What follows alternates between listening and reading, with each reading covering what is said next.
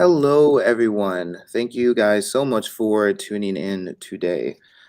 Today, I have a very interesting guest, and we are going to be talking about some very interesting things that I think need to be talked about.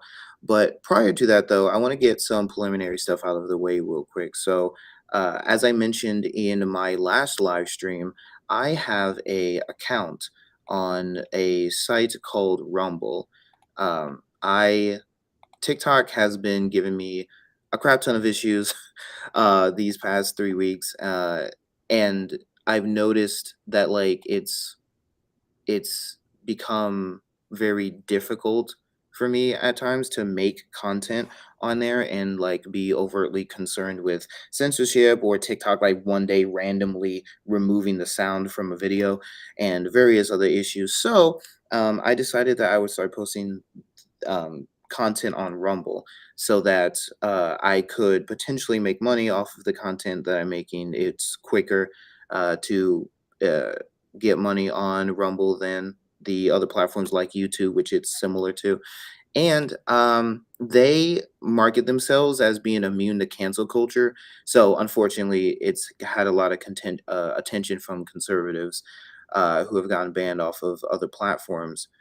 But it's would be a good place for me to post my content where I don't have to worry about copyright issues so long as I put the disclaimer there and give reference to who the original video song is written by or whatever. I don't have to worry about the sound being cut off or it being blocked. So they still have guidelines, but it's not as bad, not as strict, I should say, as the other platforms. So go check out Rumble, follow me on there, and help me kind of get the support that I need with that. So that's really the only preliminary thing that I want to get out the way. So I want to introduce Iggy. Could I call you? Yeah, that sounds great. Okay. I I thought it'd be kind of funny to call you Iggy because it would rhyme with my name online, Izzy. I noticed that too. Yeah. Iggy Yep. busy. Yeah. I just had to do it. So go ahead and introduce yourself. Tell us who you are and the kinds of things that you like to discuss. Cool, yeah, I'm Igtheist Earthling. You can call me Iggy, Earthling, whatever is cool. So I make content on Instagram, TikTok, and I post to YouTube Shorts. But my content generally challenges the coherence and clarity of various spiritual and religious concepts and God in general. In an atheist, and my niche is atheist, but atheism and Igtheism. So um, I emphasize the need for precise definitions and discussions about like religion and stuff. And I can go more in depth on Igtheism uh, and give examples later. But Yeah, thank you for that. And so, moving on slightly, we both thought it would be important to have a little bit of a talk about building a bridge. I think that part of thinking critically is being able to realize that your side isn't always right. Even and that's why I have a Christian Stop Being Goofy series because we're not always right. We definitely take L's sometimes, and so I think it's important to correct some of the issues that Christians have when addressing atheists. And I also think vice versa would be important and important to building that bridge. And as you've talked about on your account, making sure that we humanize the people that we disagree with. It would make religious discussions and political discussions so much better. yeah. So, with that being said, what do you think would be important for um, your side to do in order to humanize Christians? And then I'll ask you the reverse question. Yeah. I'm a firm believer in like the way that we're going to make progress between like Christians and atheists and humanizing both sides is just fostering a healthy community and having open communication that's humanizing and constructive. Because teaming up and talking together is the only way we're actually going to be able to like understand what the other truly believes. And I think it's really cool that a Christian like you would actually reach out to someone who believes something completely different, because atheists do make up a minority. So it's easy to be a misunderstood group. But to see a Christian like actually extending a hand and saying like, I want to learn about you from you directly instead of like the people that disagree, Even that is like so kind. So I'm really excited to be here and to like learn more about what you believe and vice versa. Yeah, we're told in the book of Proverbs, he who answers a matter before he has heard it, it is a folly to him. And I think that this is also recognized in philosophy with something like the straw man logical fallacy, right? Where if you're not willing to take the time to understand your opponent by listening to your opponent, then yeah, you will um, answer a matter that you have not heard. You will misrepresent and commit that fallacy and attack a straw man rather than the opposite of that in philosophy, a steel man. So I find it to be extremely important for discussions and also just for uh, virtue as well. It's virtuous to be able to understand the other side well and to have that discourse. And I would say for Christians, obviously, since we have that passage in our holy book among many others, um, there is a very weird um, misrepresenting that a lot of atheists and that a lot of Christians do. I've corrected some of that in my videos. Like I had a video, which I think you actually saw this a while back, but I had a video where someone was saying, responding to a comment that was like, God isn't real or something like that. And the person in the video was like, well, then why do you hate him so much? And like the beat dropped and it was like a whole thing. And I'm just sitting here like, so you're not allowed to hate concepts you don't believe actually exist? Is that how we're arguing now? Um, because I mean, I absolutely hate Elena from the Vampire Diaries, but that doesn't mean I think she exists. Um, right. So like and it's also the misunderstanding that like atheism is just one thing because both a Buddhist and a Satanist can be atheists, Yeah. but they're not the same thing. So just recognizing the reality, I think for the Christians would be important launching point, which I think Christians are capable of doing. Um, I mean, obviously, I don't assume that every Christian is stupid just on their face, but I'm not saying you do either, but or anyone does for that matter. But the other thing too is just that you know Christians grow up in families where one parent is a Baptist and the other is Methodist. You know what I mean? Like we should be able to understand that um, there is one title, but like divisions within that one title or category, right? Yeah, I think an important distinction I make, because there does seem to be a lot of confusion about like what atheism is. If like you said, if a Buddhist and a Satanist can both be atheists, like what is a good way to wrap your mind around that is to just remember atheist tells you as much about a person as theist does. So it's like Mm, atheist is just the lack of belief in a god, and theist is just the belief in a god. So it's like in the same way that a Christian and a Muslim can both be theists, they're under that same branch, but they still believe vastly different things. So that's a really good way to kind of like understand how that plays out functionally. yep, absolutely. And so, do you think that there is anything else that would be really important to mention in order to build a bridge between our two communities and each other? Um, I think apart from understanding and fostering like conversations, I wish more atheists would. There are so many atheist trolls who I think there's something I called agree. yeah, like our angry atheist phase. I think there are a lot of people who will leave religion or just Oh, because Mr. we're a Guy Daddy. minority group.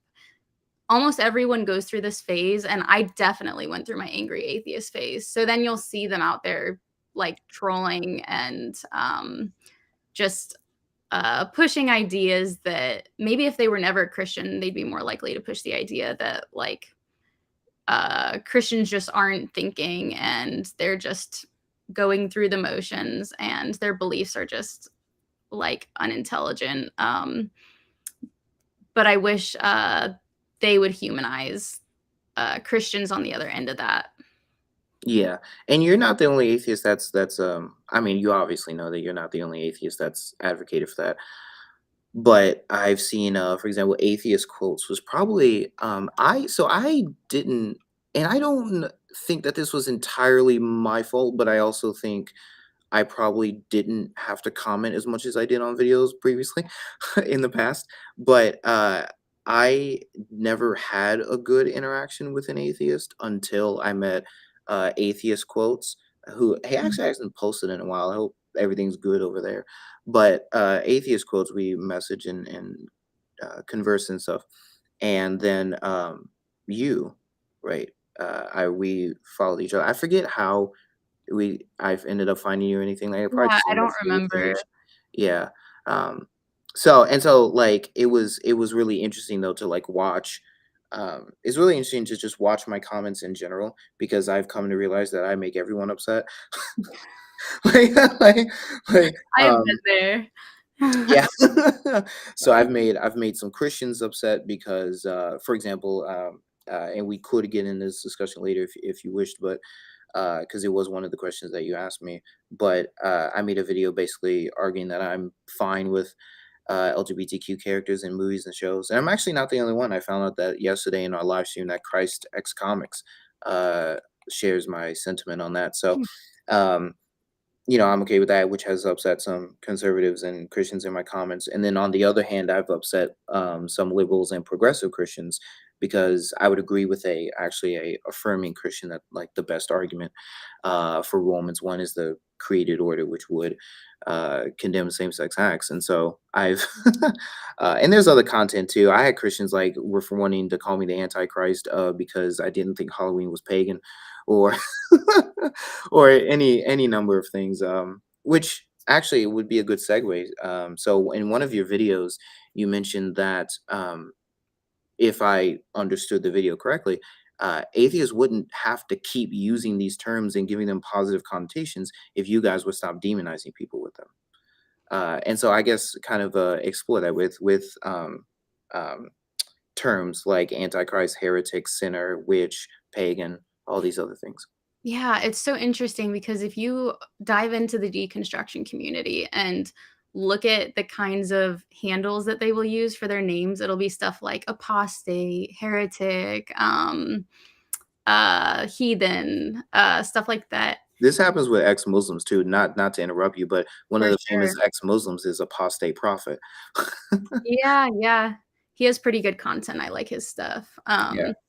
And I think it's honestly an act of reclaiming. When you deconstruct and you leave a religion, not only are generally your family members and your community, maybe your church or Bible study, um, they're suddenly looking at you through this lens of like, we're on this side and the world is over here. It's like Christians and the world.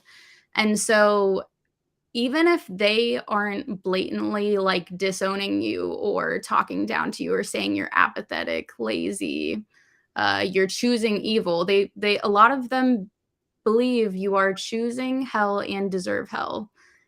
And that's heavy. That's really, really heavy to walk through. And even if, like I said, they aren't blatantly putting that message on you, because you grew up with that kind of language about the world, if you depending on the hell doctrine that you believe in, but, if you grew up with believing that, um, unbelievers go to hell, then you are essentially, like, at your core, kinda facing this cognitive dissonance of, "I don't believe, and I believe that people who don't believe are deserving of hell and desire hell, and so how do I, like, cope with that and process that in a healthy way?" So then you go through this phase where you view yourself as evil and fallen and different, and, um, as you work through that, I think a lot of people as a coping mechanism will try to reclaim some of these terms like, um, heathen, sinner, skeptic, just stuff like that. I think it helps with the healing process. That's fair, and honestly, fair enough. I've mentioned that because I've watched Christians online do this. My last Pride Month video before I concluded the series was I don't know why he was allowed to do this, but he released a music. There's a Christian rap artist who released a music video called Demon Month, and the first line in the video is "You're not gay, it's the demon that's inside you." And I know what video you're talking about. I know.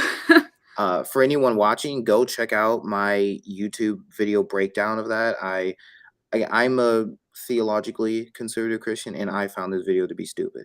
So, but the point though is that this is part of the issue. Is that um, there are, from a theological perspective, you might say there are Christians who are assigning demonic activity and other things to things that have nothing to do with supernatural entities, or at the very least, this Christian cannot discern. If you want to say that that is a spiritual gift and our theology, they don't have the ability to discern this, and so every time they think something's demonic, they're wrong.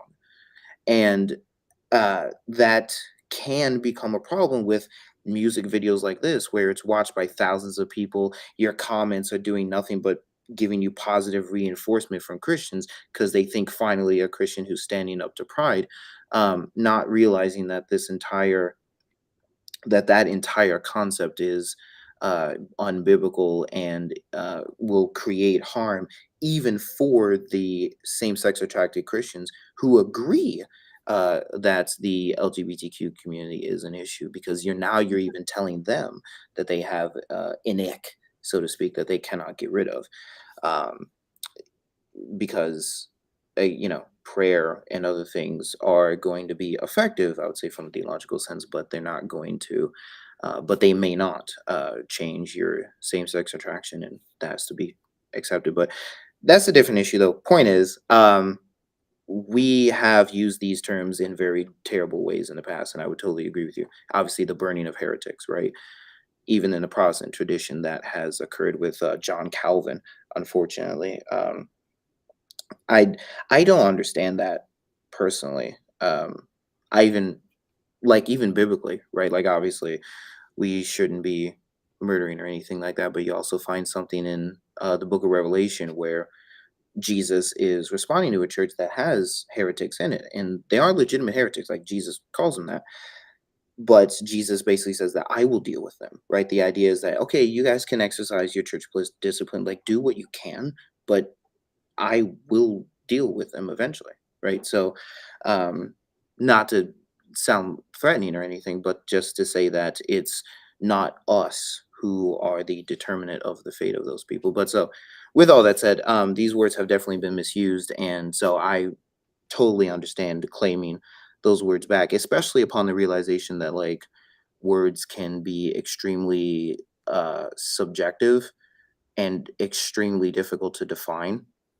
Yeah. uh, which you've also talked about too, right? How words have meaning that is subjected to them, and the claim that these words are objective causes issues, right? And so I guess talk a little bit about that.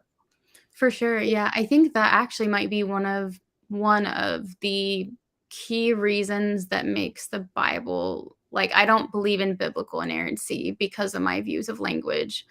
Um, and that's probably one of the key things that keeps me away from Christianity and the Bible.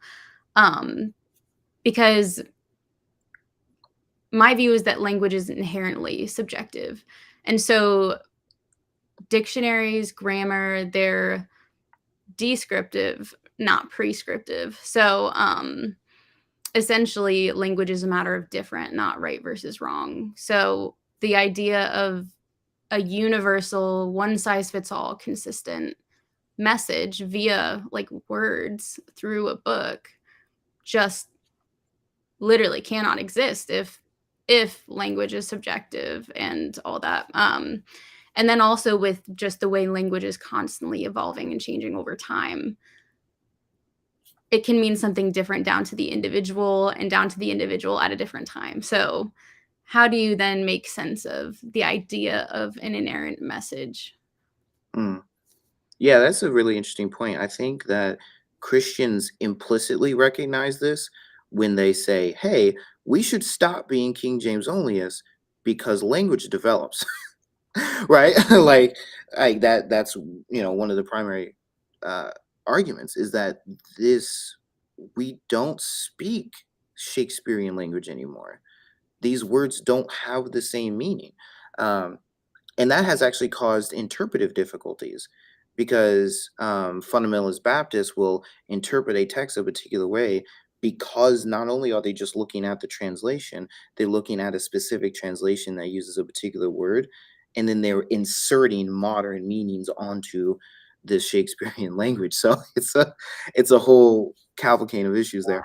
Um, but so I think that this is somewhat implicitly recognized. Uh, I don't think that it threatens inerrancy if we say, um, if we say what we're trying to figure out is the context of the passages and of these situations and such that's going on, so that the meaning that we derive from the text can be from the text, right, and not imposed upon the text. And obviously, could I, you might have come across Dr. Dan McCullen's videos, yeah, Yeah, and yeah, he's really awesome. yeah, and I like him too, as much as I disagree with him on a lot. I'm sure he would completely destroy me in a debate, but but I've come across his stuff and other things, and so there is going to be disagreement about what that context is and how it applies and all this sort of stuff, but um i would I would say that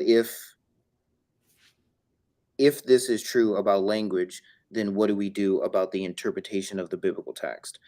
And I think that there actually is a branch of theology that might be okay with this. Could be wrong, so take me with a grain of salt, but there is something called contextual theology, which is the how I'm understanding this whole branch of theology is that um, we do theology in our own context.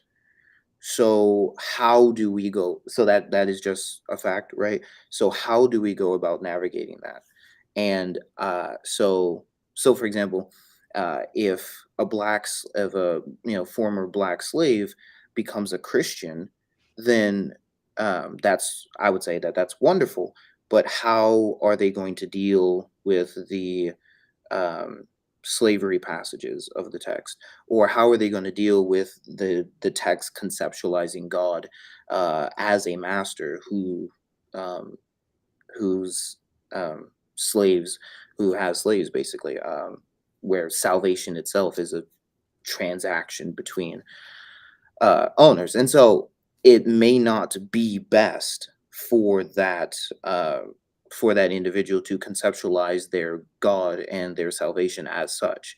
I don't necessarily think that that's an argument that they can ignore those passages, but they might focus more on, for example, I'm adopted, right? I'm a child of God who is loving and that sort of thing, because they have, let's say in this hypothetical scenario, they have a God who, or they have a father, right, who is loving and kind and things like that. And I would I would say that there's a recognition in Christianity that we do theology in context, that language is hard to define, but I th- if but that's why we should say, how was God defining these terms, or at the very least, how was, from a Christian perspective, how was the Spirit inspiring these writers to write? And I think that is the pursuit. Uh, if language is subjective, what was the subjective meaning that these authors were putting into these words? What does the Hebrew terms mean and Greek terms? And then how do we apply those today? So it's a very obviously that's a very complicated thing to do. It's hermeneutics, right? And that's not easy, but uh, but I think that would be one way that um, we could take that understanding of subjective language into account when we're uh, interpreting and trying to understand these texts. And so I guess I'll ask you, what do you think about that? So, do you essentially believe that there is like an objective or one correct conclusion, and then we can all use our subjective like positions to try to get as close to it as we can? Is that kind of your position? And then we might not be able to reach it the exact perfect original meaning, but we can see how close we can get. Is that it? Yeah, when analyzing the text, there is, even though this subjective language is used, it is objectively true that Jesus meant something when he disagreed with the Pharisees on divorce, right? So, um, what did what did he mean, and how do we apply that to today? I think is the study of hermeneutics and things that Christians have been debating. And so, if you want to talk about just broader sense, yeah, I do think that there are objective things, right? It's the Earth is round, and it doesn't matter. It doesn't matter how much NASA tries to cover up the fact that the Earth is flat. Apparently, um, it's round. So so that's a objective fact about our universe. I hold to I Most philosophers, as far as I'm aware, even atheist philosophers, are moral realists. So they think that objective moral values and duties exist. Uh, and so I would agree with the majority of philosophers on that front. Obviously, science um, is the observation of the objective world, I would say. And I do think that Jesus meant something by what he said, and then we have to try to figure out what he meant, even if the words that he was using, he gave his own meanings to them. Uh, we could still ascertain what that is. For Yeah. sure. I think I'm on the same page as you, especially with like, I think for me, when I am making a claim or taking a stance about the supernatural, I I do believe that there is like there's obviously an objective reality, like you're saying about like the earth is round or this.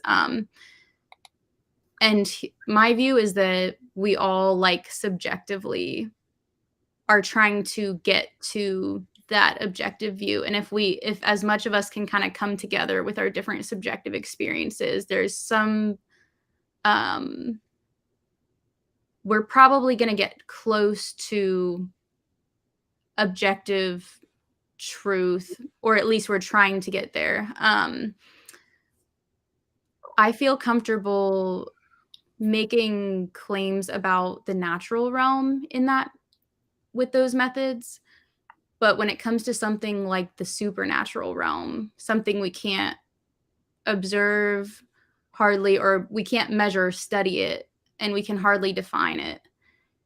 To me, it feels intellectually dishonest to then say we could figure out at what point are we are like we can't measure the divine, so at what point do we know if we even reached it? And I think with something in the natural realm that we can study and observe and test repeatedly real time, I feel comfortable like taking that leap and saying this seems like it's the answer or the truth, like this seems close to truth. But then as soon as new information comes in too, I would like immediately change my mind. So it's not really like a leap of faith because I'll change my mind the second new information comes in. But you can't really do that with the supernatural. So when it comes to stuff like biblical inerrancy, um, it the part where I get caught up is just that it doesn't seem intellectually honest to say we could possibly know at what point we've reached the divine if we can't measure the divine. Mm, And um, it seems dangerous to dictate my life and other people's lives by something I grasp that little. That's where I get caught up. mhm. Yeah. Yeah. So not only can't we reach it, not only do we not have a way to know that we've reached it, there are people who are saying we've done both and we are going to dictate your life on the basis of our observations. Yeah. And when a lot of people are coming at the same information and coming to very different conclusions, maybe different religions, or maybe even different denominations within a religion, when they're all saying, like, here's the thing that you should dictate your life by, and they're all saying, just use faith to put your faith in my religion, just use faith.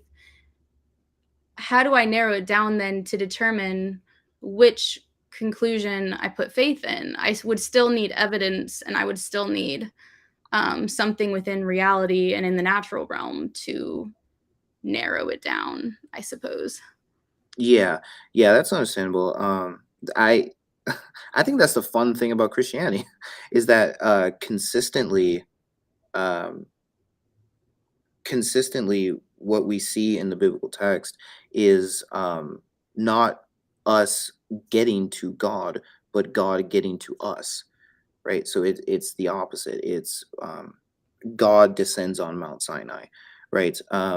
God appears as a man to Jacob.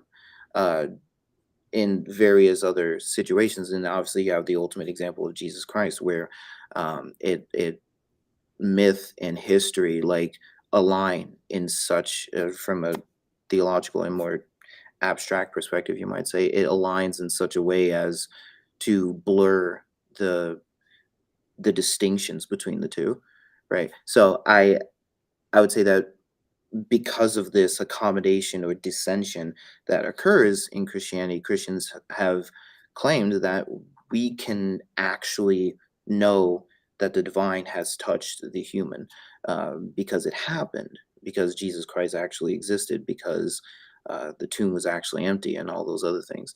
Uh, of course, obviously, we both know that there are people who would um, argue that even if some of these historical facts are true about the life of Jesus, it wouldn't necessarily prove a resurrection. And these are the things that we could definitely get into. But just say that um, I think Christians would say that we can make that claim because not because we want to dictate your life. I know I don't know about you, but like I do not have the personality necessary to be in control of anything. Mm. Like, I really don't. It makes me uncomfortable. I So I relate with that. I yeah, relate with that for sure. yeah, so I I wouldn't be I wouldn't be someone that would, like, just as an example with objective morality, I'm not someone who wants to say there are objective moral values and duties because it allows me to other people and control people. I want to have objective moral values and duties because I think that it's intuitive to us. Like, and I gave this example in my last live stream, but if you're a poor person on the street and uh, your life was entirely wrecked, and it's not even your fault why your life was wrecked, but you are anyway. And so you're sitting there on the street begging for money, and then someone says, "Come into my house. I'm going to take care of you." And they give you food, water, clothing, this kind of stuff, and give you a means by which to start your life. You do start your life. You're in a big business. Maybe you lead a business or whatever, and then you see that person who helped you so much on the street, and he says, "Bro, I need your help. A similar situation has occurred. I need your help." And then you tell him, "No, screw off." Right? That seems to strike at the core of something. And so it at that point it doesn't become uh it's not about the structuring of power and hierarchy. At that point, it's about the fact that you did not help someone that you were in some sense indebted to. And so it that just seems intuitively wrong.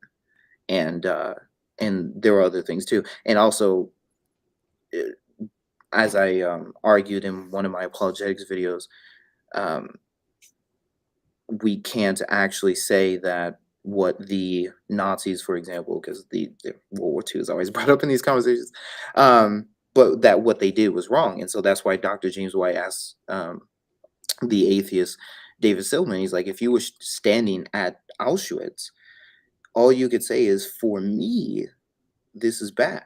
And David was like, yep.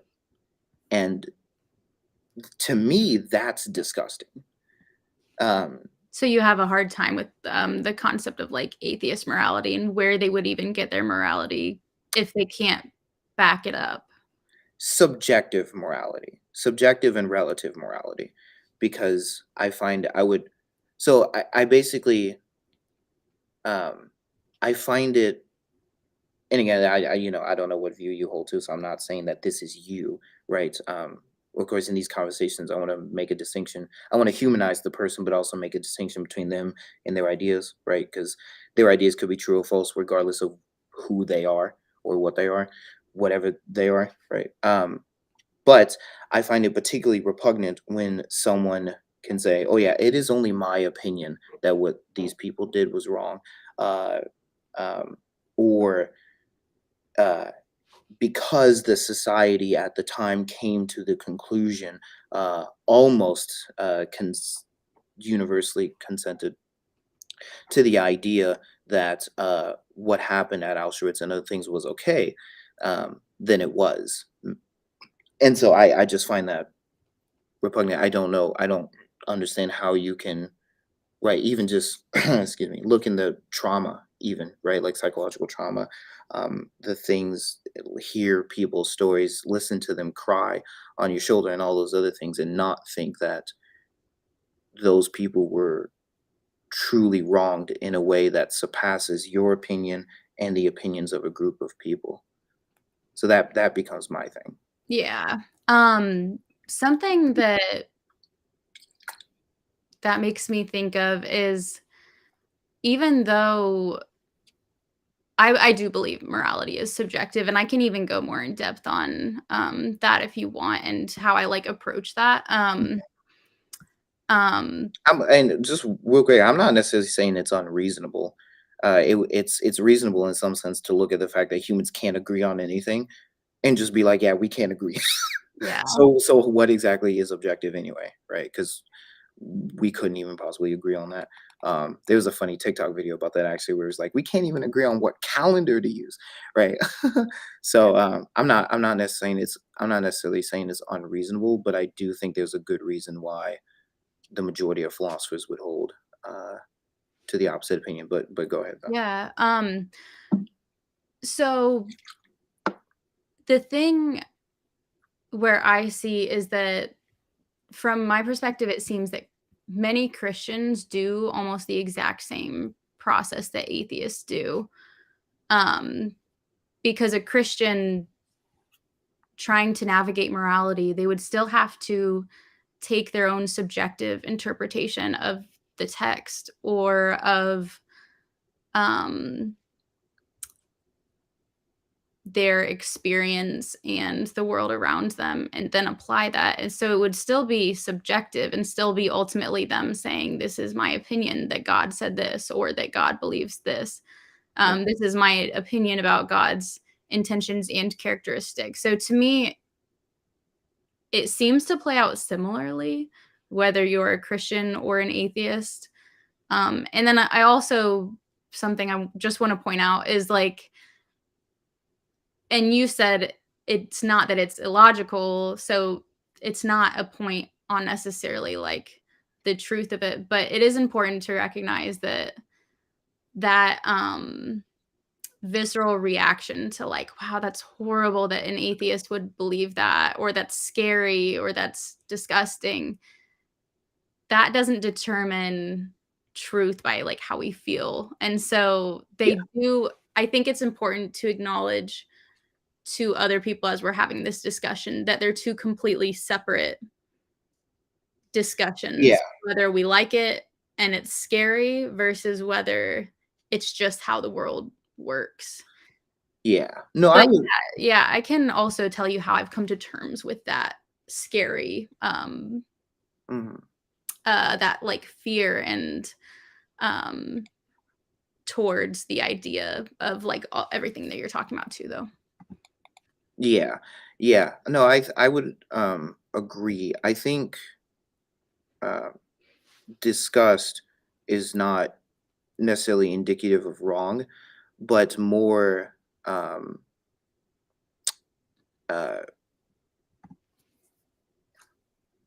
it's it's it's more in the philosophical sense of intuitions, Yeah, like the understanding that it just seems um, intuitive to us that something has actually happened that is actually wrong, yeah, and um, you c- you could try to even explain that in an evolutionary sense. You might say, hey, this is actually wrong because you have just threatened our species and we need to survive and thrive. We can't have this happen to us. Right. So I would disagree, but you could even try to create things that way. But whether it's evolutionary or divine, I think it is intuitive, or at the very least, we function as if it's intuitive. And we could get into this a little bit anyway, because I like and find interesting your um, some of the sexual ethic that you have displayed on your account. Yeah, that's my friend there. Um, but but you have obviously expressed the fact that it would be wrong to cross someone's boundary in those sorts of contexts, and I absolutely agree. And I grew up with a mom who had those boundaries crossed numerous times throughout her entire life, and it was horrible. um, but for me, in my opinion, and in my opinion, uh, my saying it's horrible seems um, um, Like backed up. yeah, Or yeah, because I can say, well, it actually is. If someone in your comments would disagree about your ethic, if you would a more realist, you would say, well, you're just wrong. And that doesn't mean that you're bad. It doesn't mean that you're good. People can be wrong and different. There can be evidence for and against a position, but one position can be true, and it can be reasonable to hold both positions. Um, so it's not it's not even that objectivity demands a moral status for every true statement. It's just that uh, a moral status attached to it, and and then attached to the person. It's just a statement that this seems true, and then what we do outside of that becomes up to us. But of course, no one should mistreat anyone on the basis of something being true, right? So um, I don't think that objective morality, the existence of an objectively true God or other things, um, could justify that kind of thing. But that gets into a different discussion, of course, because now we have to interpret reality, and everyone interpretations are wild.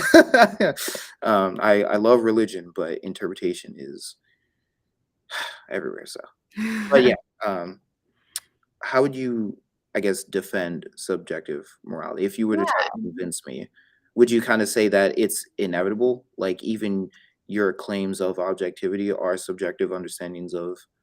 Yeah, that's essentially my view, and just, I think we're all coming at it with a subjective view, and I personally think some of the most dangerous people are the people that claim to have reached that objective truth, but when we're all subjectively looking at it and then they wanna pretend like their view is outside of the rest, or, theirs isn't subjective, I think that's where the danger comes in.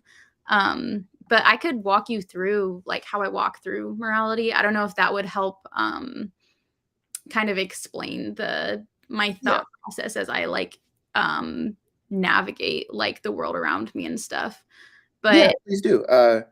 Just real quick, I will definitely say though, just I can I've been doing a lot of studies on religious trauma and other things like that, so I can definitely imagine like how painful it would be to leave your religion and then have to um, break down all of these blocks that you've built and completely revamp your moral theological, if you even want a theological realm of your life, and various things like that. And so I would imagine I can understand that objectivity might be one of the things that go because um, especially in religious trauma, a objective view has been used to harm you.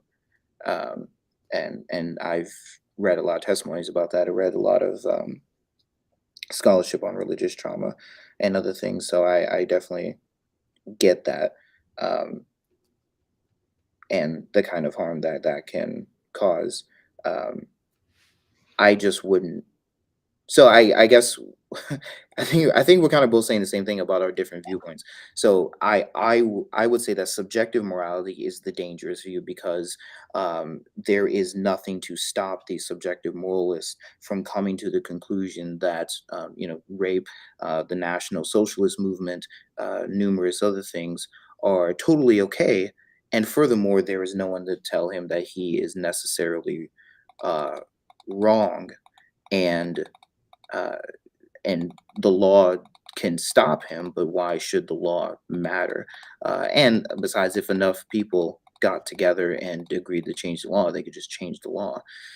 But on the other hand, you would say that objective morality is actually the more dangerous view because we can structure things out of it in that others people, it denies people, it marginalizes people, and disrespects them on the basis of this objectivity that then necessitates a structuring of power and these other things, and that's very easy to abuse and various other things. So have I summarized our the kind of issue that we're having here with this sort of stuff together?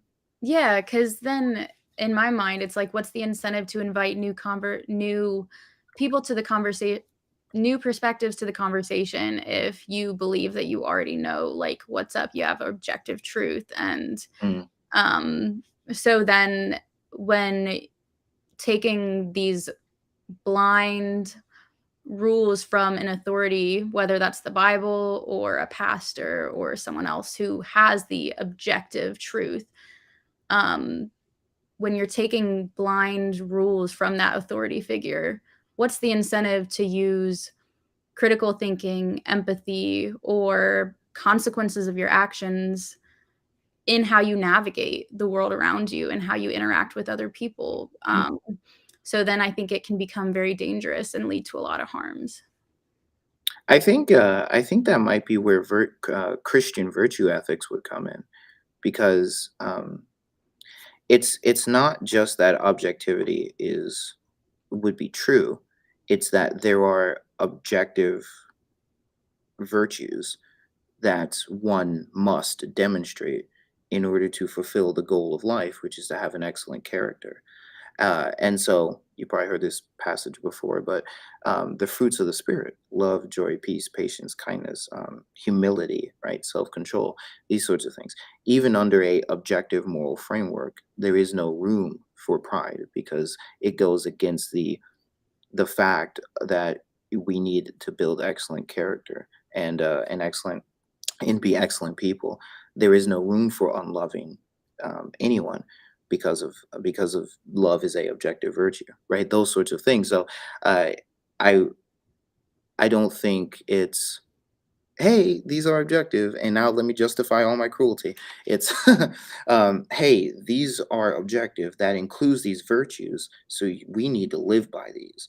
There are, and so the incentive then, from the Christian perspective, the incentive is to keep in step with the Spirit, right? The incentive is uh, because God has saved me. Um, Obviously, this doesn't have to be the only reason, but because God has saved me and empowered me to live out the very virtues that God embodies and that Jesus Christ demonstrated in life. So Jesus Christ was the ultimate example of humility. So you better be humble, um, or you need to be humble, rather. Jesus um, and Paul would both agree that the ultimate command is to love God and love your neighbor as yourself. So let's do that, right? And so um, I don't. So it's not. So like I said, I wouldn't say it's the case for the Christian, at least, that okay, objective moral value and duty exist, and now we're going to subjectively pick which ones we're going to follow and not follow. We've been given virtue, and so the Christian is meant to live out these objectively true virtues. And so then I would point back and say to the subjectivist, um, how do you know that loving someone is virtuous? So the way that I address this, as I deconstructed and left Christianity, the concepts of good and evil They essentially, I view them as spiritual or religious jargon, just in the way that they're incredibly vague when people tend to use them. Everyone seems to have a slightly different grasp on, like, what they mean, what the Bible condones, what counts as sin. So kinda some of those things you listed, like humility,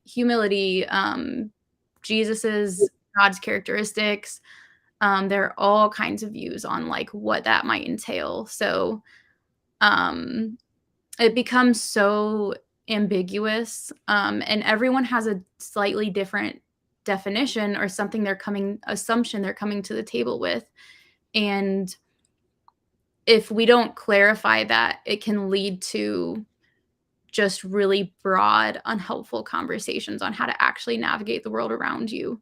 So a road that I kind of took to avoid that issue, um, I think it's much more productive in terms of functionality and getting everyone on the same page to set things in terms of helpful versus harmful instead of good versus evil. Because then you have to clearly establish context and define what the goal is before you can explain the action in relation to the goal. Mm, So then, when it comes to something like, oh, did he steal food? What's the context? Did he steal the food to feed his children during the yeah, Holocaust? Or did he steal food from an orphan? Completely changes how we view the situation. And I when would. we're establishing oh, yeah, go ahead.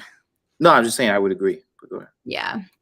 And so then when we're viewing, something as helpful versus harmful, are we viewing this as harmful towards the unit and society as a whole, or are we discussing which individual are we discussing the harm towards? Do we think that it's better for, um,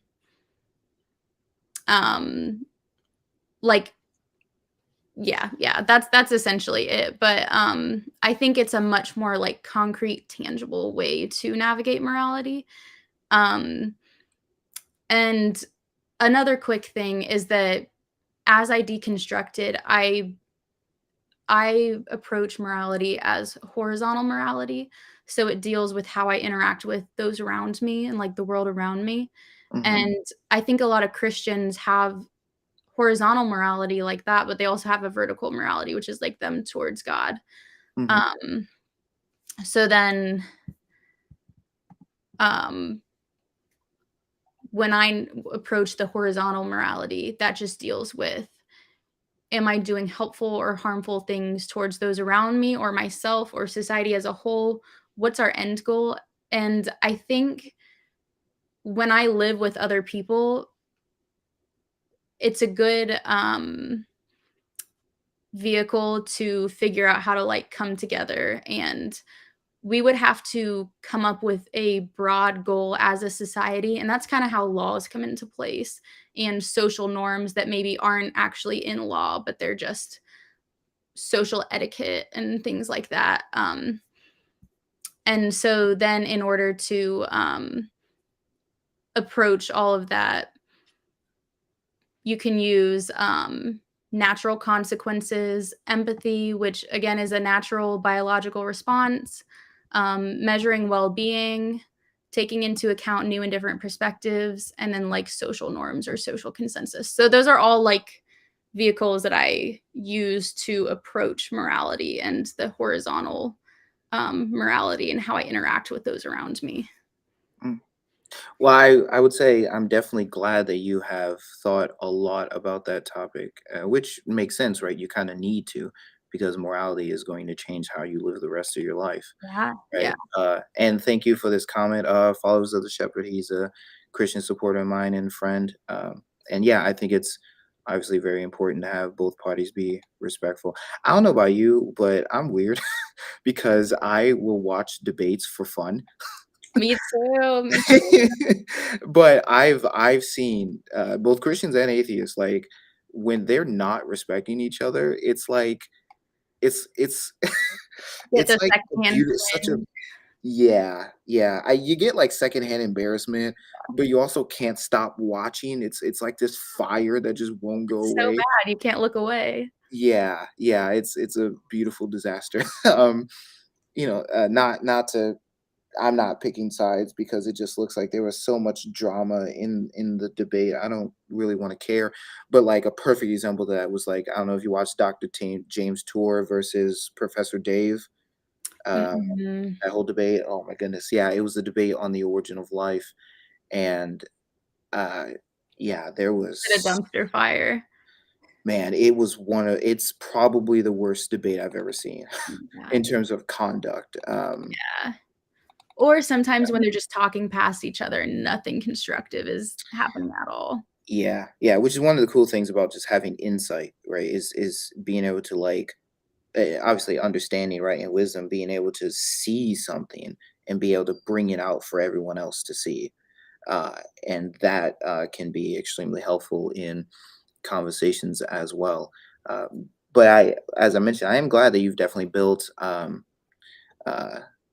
oh, yeah, I have a hard time with Aaron Ra.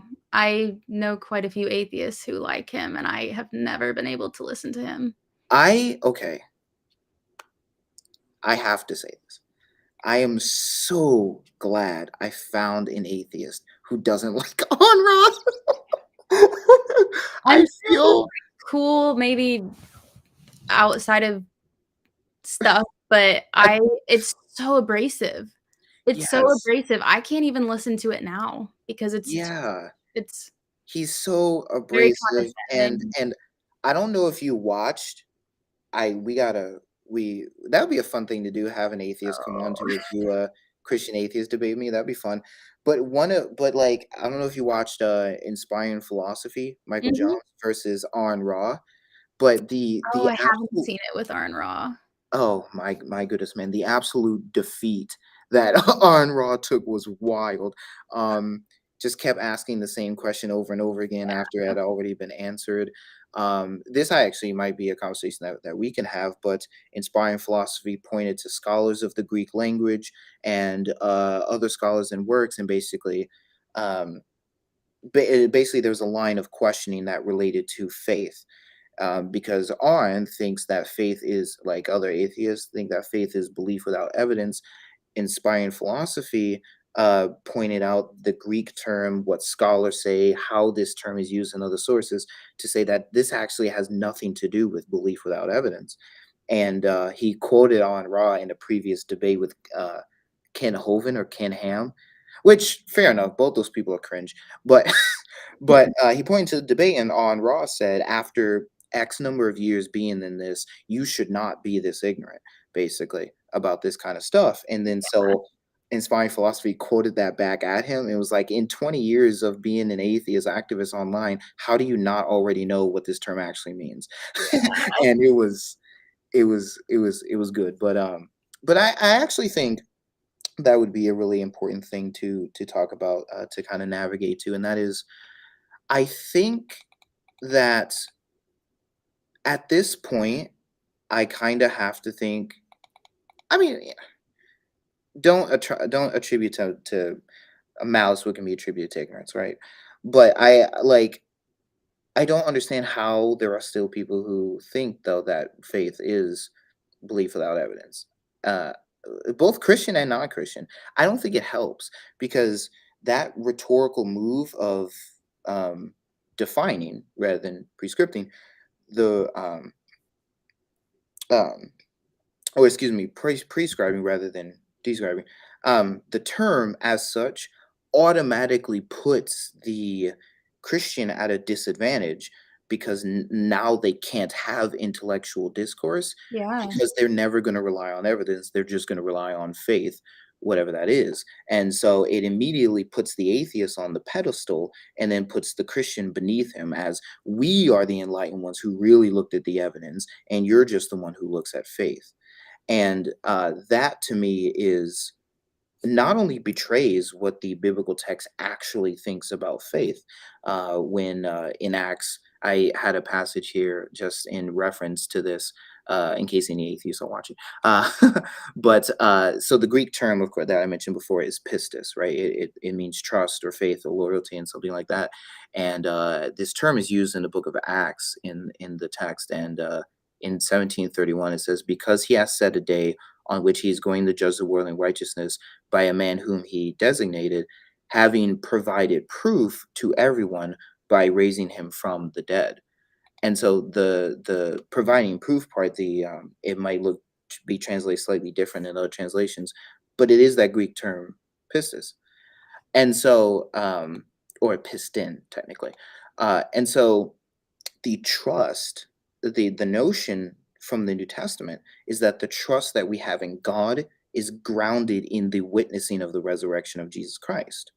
Now, obviously, you can disagree with the story, but my point is just that, uh, on the one hand, Christians need to recognize that and adopt that.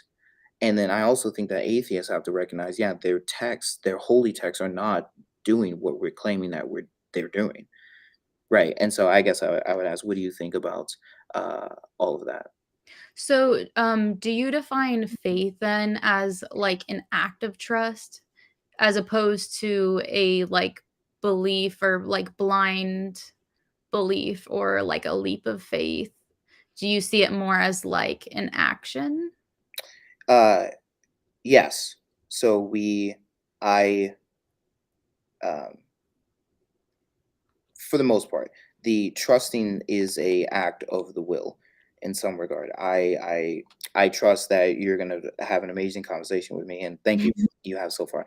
I trust that you, and that's not without evidence, by the way. I've watched your content. I see how you interact online. Uh, I would not trust on Ra to have right. So because of the evidence, right? If we're defining evidence like a lot of philosophers do in epistemology, right? The um, study and philosophy of knowledge. They would say that evidence is anything that raises the prior probability of a claim or a proposition. Now that's extremely vague, but that's kind of the point, is that a multitude of things can count as evidence, and that includes the testimony of eyewitnesses. And so, but with that, if we're understanding evidence in that way, then yes. So the trust that the apostles have in Jesus is based upon the fact that they saw him. Now, whether or not the story is fictional or not, the characters in the story think that they saw him and they trusted him on the basis of that, which explains someone like Paul. Paul certainly was not going to put faith in Jesus in the narrative. It wouldn't make any sense unless, of course, the Damascus Road experience occurs, where he is given evidence that shakes his entire worldview, and now he has to readjust. And that's not, as deconstructionists know, that's not easy. And so, yeah, I would say that there is a choice that is involved in trust, and then it's possible to do that without thought, or to be put in a position where you must trust. But uh, if we're living in the West, where we're able to make, obviously, TikTok videos and other things, evaluate evidence, do free Google searches, and find scholarship, right? Um, there is obviously an act of the will in all of those sorts of situations. So, yeah. Sorry, So do that's a you long answer. I'm sorry. Oh, no, you're good. No, that's really good, that's really helpful. Do you think then that if you had more evidence, you would need less faith or less trust to, like, bridge the gap? Um, no. So the evidence is the reason why I trust. So, Okay. um, if you would have um help, and I can think of it like this, and let me know if you're understanding this. So imagine there's a bar here, right? um we're trying to get from the beginning to the end of the bar. um Evidence gets us here, and you would say that people are using faith to get us over here, right? So that isn't how I'm looking at it. I'm seeing that um the evidence is what gets us to the end. And so we uh So if those were two different colors, if like on the bar and you had evidence here that was like, I don't know, the color blue, and faith was here and that was the color purple, I would smush the two together. Okay. Yes. Okay. So the more evidence I have, the more I'm going to trust. The less evidence I have, the less I am going to trust. That's a So good way there's of putting it. yeah, yeah. So there's a healthy skepticism involved in all of this. Yeah. My understanding when I was deconstructing was the opposite, like you're saying, where it's like you have this much evidence and then you have to bridge the gap. And then as I deconstructed, I started to enact and really dove in. The evidence seemed less and less and less. Mm, And even though there is evidence, the thing I had a really, really hard time with was this evidence for Christianity seemed like this about the same for any other major world religion. So then mm, it was like I needed something else to decide which one I choose to, like, put faith in, which religion. I still it was all similar evidence, so then I couldn't discern how to figure out which one to narrow it down to, like, apply that faith to, yeah. like, which bar. So that was something that really caught me up when I was um, Gotcha. deconstructing. And it wasn't ever that I didn't want to have faith, because I wanted to stay within the Christian community. I loved church. My family and friends are very Christian. Mhm. I always loved the culture. Even Christianity can come at a cost. Yeah, I understand that. Yeah, for sure. Yeah. Thank you for acknowledging that. And so yeah, like I didn't know which I wanted to put faith in Christianity, but I could not find a reason to. And Mm. I don't know if you believe that belief is a choice. I don't. And so I didn't know like which one to apply it to when they all seemed very similar. Yeah, that is very understandable. Yeah, I think a couple things to touch on. So I am largely influenced by a extremely early church father named Justin Martyr, and people who follow in similar traditions to Justin.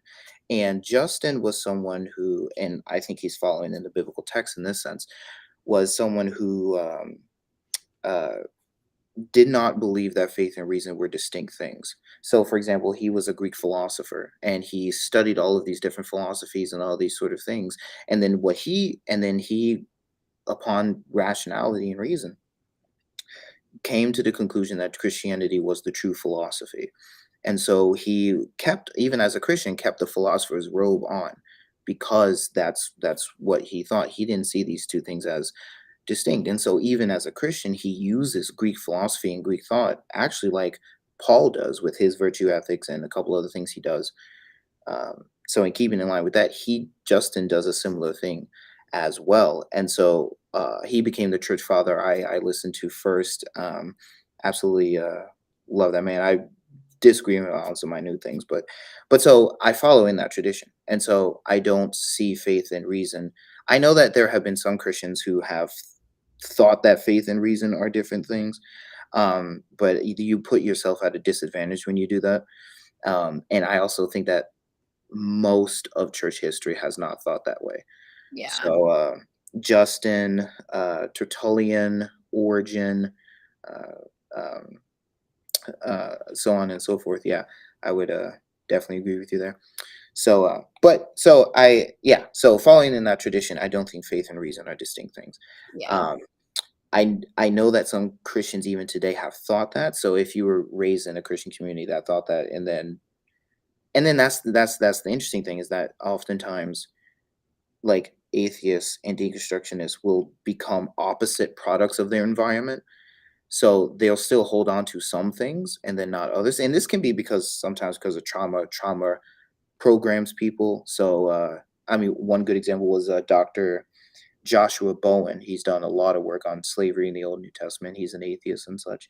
And he mentions that he has actually had to go to a therapist to like work out the night terrors that he was having about hell. Wow. Because Yeah. even though he doesn't consciously believe anymore, he's still programmed to think this way and it still pops up. And so, um, so then So I follow in that tradition. I don't see faith and reason as different, and then moving uh, slightly differently because of that. I I think belief is a choice. I think that we consistently, uh, and this can happen in a couple different ways. We can evaluate the context of a situation in order to come to a conclusion, right? That's us coming to a conclusion.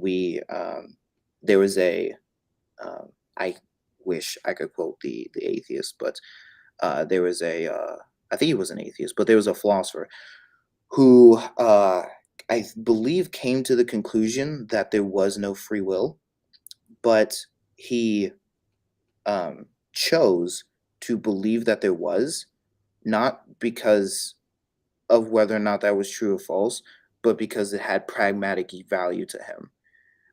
If he believed this, then he could navigate in the world better. And so it became useful to believe that. And so he chose the opposite of what he actually concluded. And um, so granted, I will also say that there are times, of course, where stuff just clicks with us. And I wouldn't know how to describe it any better than that. It's like an epiphany. And it's like, yeah, that often feels like it just comes out of nowhere. Yeah. Right. So I understand that, and I want to leave room for that too. But you might say there are exceptions, but all things equal, generally speaking, there is a action of the will that is involved in uh, in choice. And so, um, and then I guess the third thing, I do want to say that I understand your concern that you wouldn't know how to accept that Christianity is true if all of the evidence was equal for these other religions. Even just for one other religion, it would cause issues, much less uh, three or four, right, and so on and so forth. Um, I I am not convinced that the evidence for Christianity is equal to the evidence for other religions, and and maybe this is because this is the fun thing about human thinking, is that we're often very biased and other things, right? So I full well admit, obviously, I'm Christian, and I've had experiences of my own, right? But there, as someone who loves the study of religion and mythology, there does seem to be something different about them. Not just in their claims and how they act and their rituals and their characteristics, but also in how believable they are, or the what evidence, or how rather what evidence that they have and how much of it that they have. And I do, despite potential bias, obviously, and other things, I do think that Christianity has uh, the better evidence in the resurrection of Christ and these other things. We can explain in Christian theology why certain things occur in other religions, like miracles and even prophecy and these other things. Um, but yeah, I do think that the evidence from prophecy, the historical evidence of Jesus, and those other things would, uh, has for me at least tipped that scale. Because obviously I'm self-critical, right? I would like to think I'm self-critical at least. I would like to think that I critique my own positions. That hardly anyone's harder on me than me, and that um, I would like to think that I'm willing to critique even my own people, which I've done on my platforms and such, right? Trying to be equal and fair. So, but yeah. But Yeah. with all that said, so with all that said, though, do you think that there that if faith and reason are not distinct categories, if faith and evidence are not these distinct categories, then someone would be justified in looking at the evidence for Christianity, uh, and as a result, placing trust in the biblical text. Doesn't have to necessarily be inerrancy. It doesn't have to be, um, literally everything. We can talk about how the text is interpreted and the doctrine of inerrancy and those other things. But would they be justified in holding to this text?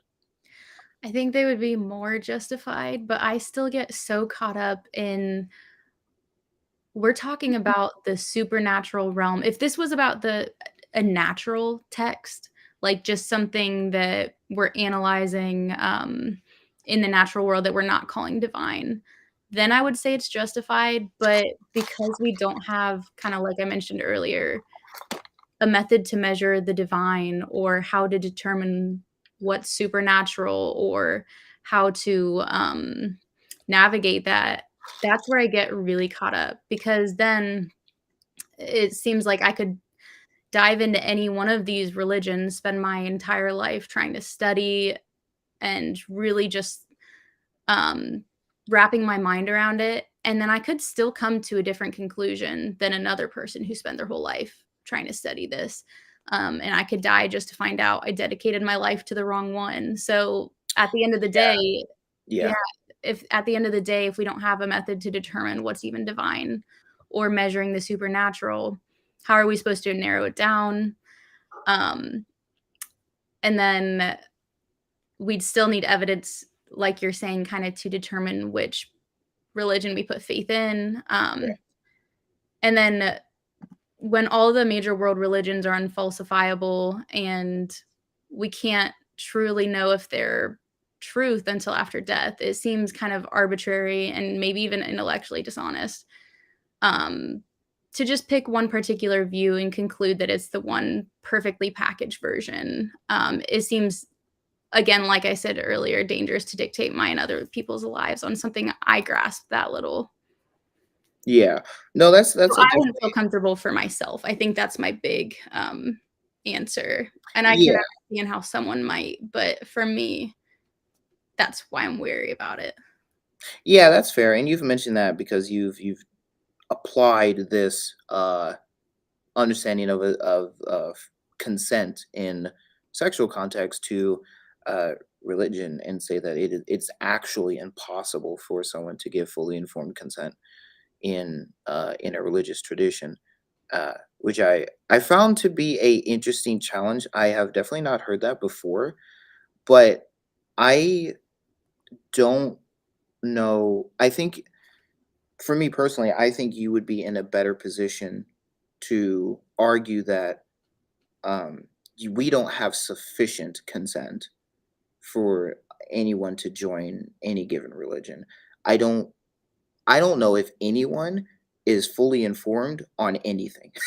For sure, yeah. Right. So right. So what does it mean to be fully informed and um how much can we be informed? I mean, even in with people who know each other for years and have a sexual context to their relationship, and so they are informed about each other. They do consent. They don't know everything, and sometimes what they don't know hurts them, uh, and sometimes it just doesn't. Whatever that might be. Um, so if I guess I would ask you, do you think it would be better to argue that you don't have sufficient consent and this is a problem, or that you will never have fully informed consent and that this is an issue? I think the consent talk, I think it definitely applies more to the different definition of faith, like the blind faith, not maybe not so much your definition of faith that you go off of, because if you equate like we have evidence, then we can have that much. If we have this much evidence, then we can have this much trust or this much faith. Then that's a different talk to me, in my opinion, Gotcha. than Okay. saying, because I think the other definition of faith, the blind faith, leaps of faith, it seems to suggest the more faith we have, the less evidence. But Yeah, and so then also that's where the the better consent even. thing. Yeah. Yeah. So I No, don't yeah. think it applies as much to your definition as far as I can see. I'd have to think about that some more, but definitely more to the other definition of like the blind leaps of faith. No, that's fair. That's fair. Yeah, I mean, because if you're I mean, to make a joke, you definitely don't like want to do sexual interactions blind, right? Right, right. Much less religion blind. So that's no, that's totally fair. To move in a slightly different direction, I think that you have a very fair point. What the heck is the supernatural? And how in God's name do I know what's supernatural and what's natural? Like, how do I know what's weird in nature versus what's supernatural, right? And I think that was a pretty good point, pretty good discussion that was brought up in the conversation between Dr. Mike Lycona and Matt Dillahunty. So, and I thought his answer, I thought Dr. Mike Lycona's answer was really interesting, and that is, um, moving away from the concept of supernatural for a minute. How does a historian know if well, he says he mentions the example of Cleopatra, and who was Cleopatra's husband? I am so sorry, I forget. But yeah, I mean, it I kind of can't doesn't matter for this remember. particular example. But basically, how do I know that Anthony, let's say, how do I know that Anthony loved Cleopatra, right? And then he lists several examples. Well, we know from history that Anthony did this. You know, didn't get involved in a war that he needed to get involved in because he was concerned about Cleopatra, right? She meant everything to him. Various other things. So we can look at history to see his actions and then make a inference that is immaterial about an immaterial thing based upon his actions. And so uh, the argument is I can conclude, and justifiably so, that Anthony loved Cleopatra because as a historian, I can see the actions that he took. And he was self-sacrificial, these sorts of things. That's love, right? Um, you might, from a Christian context, you might say a similar thing about Jesus. How do I know that Jesus loves me?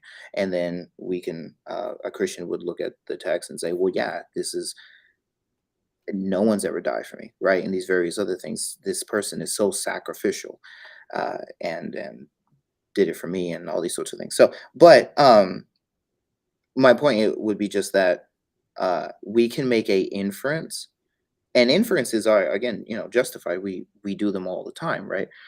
We can make a inference um, as to something that's immaterial because of something we observe materially.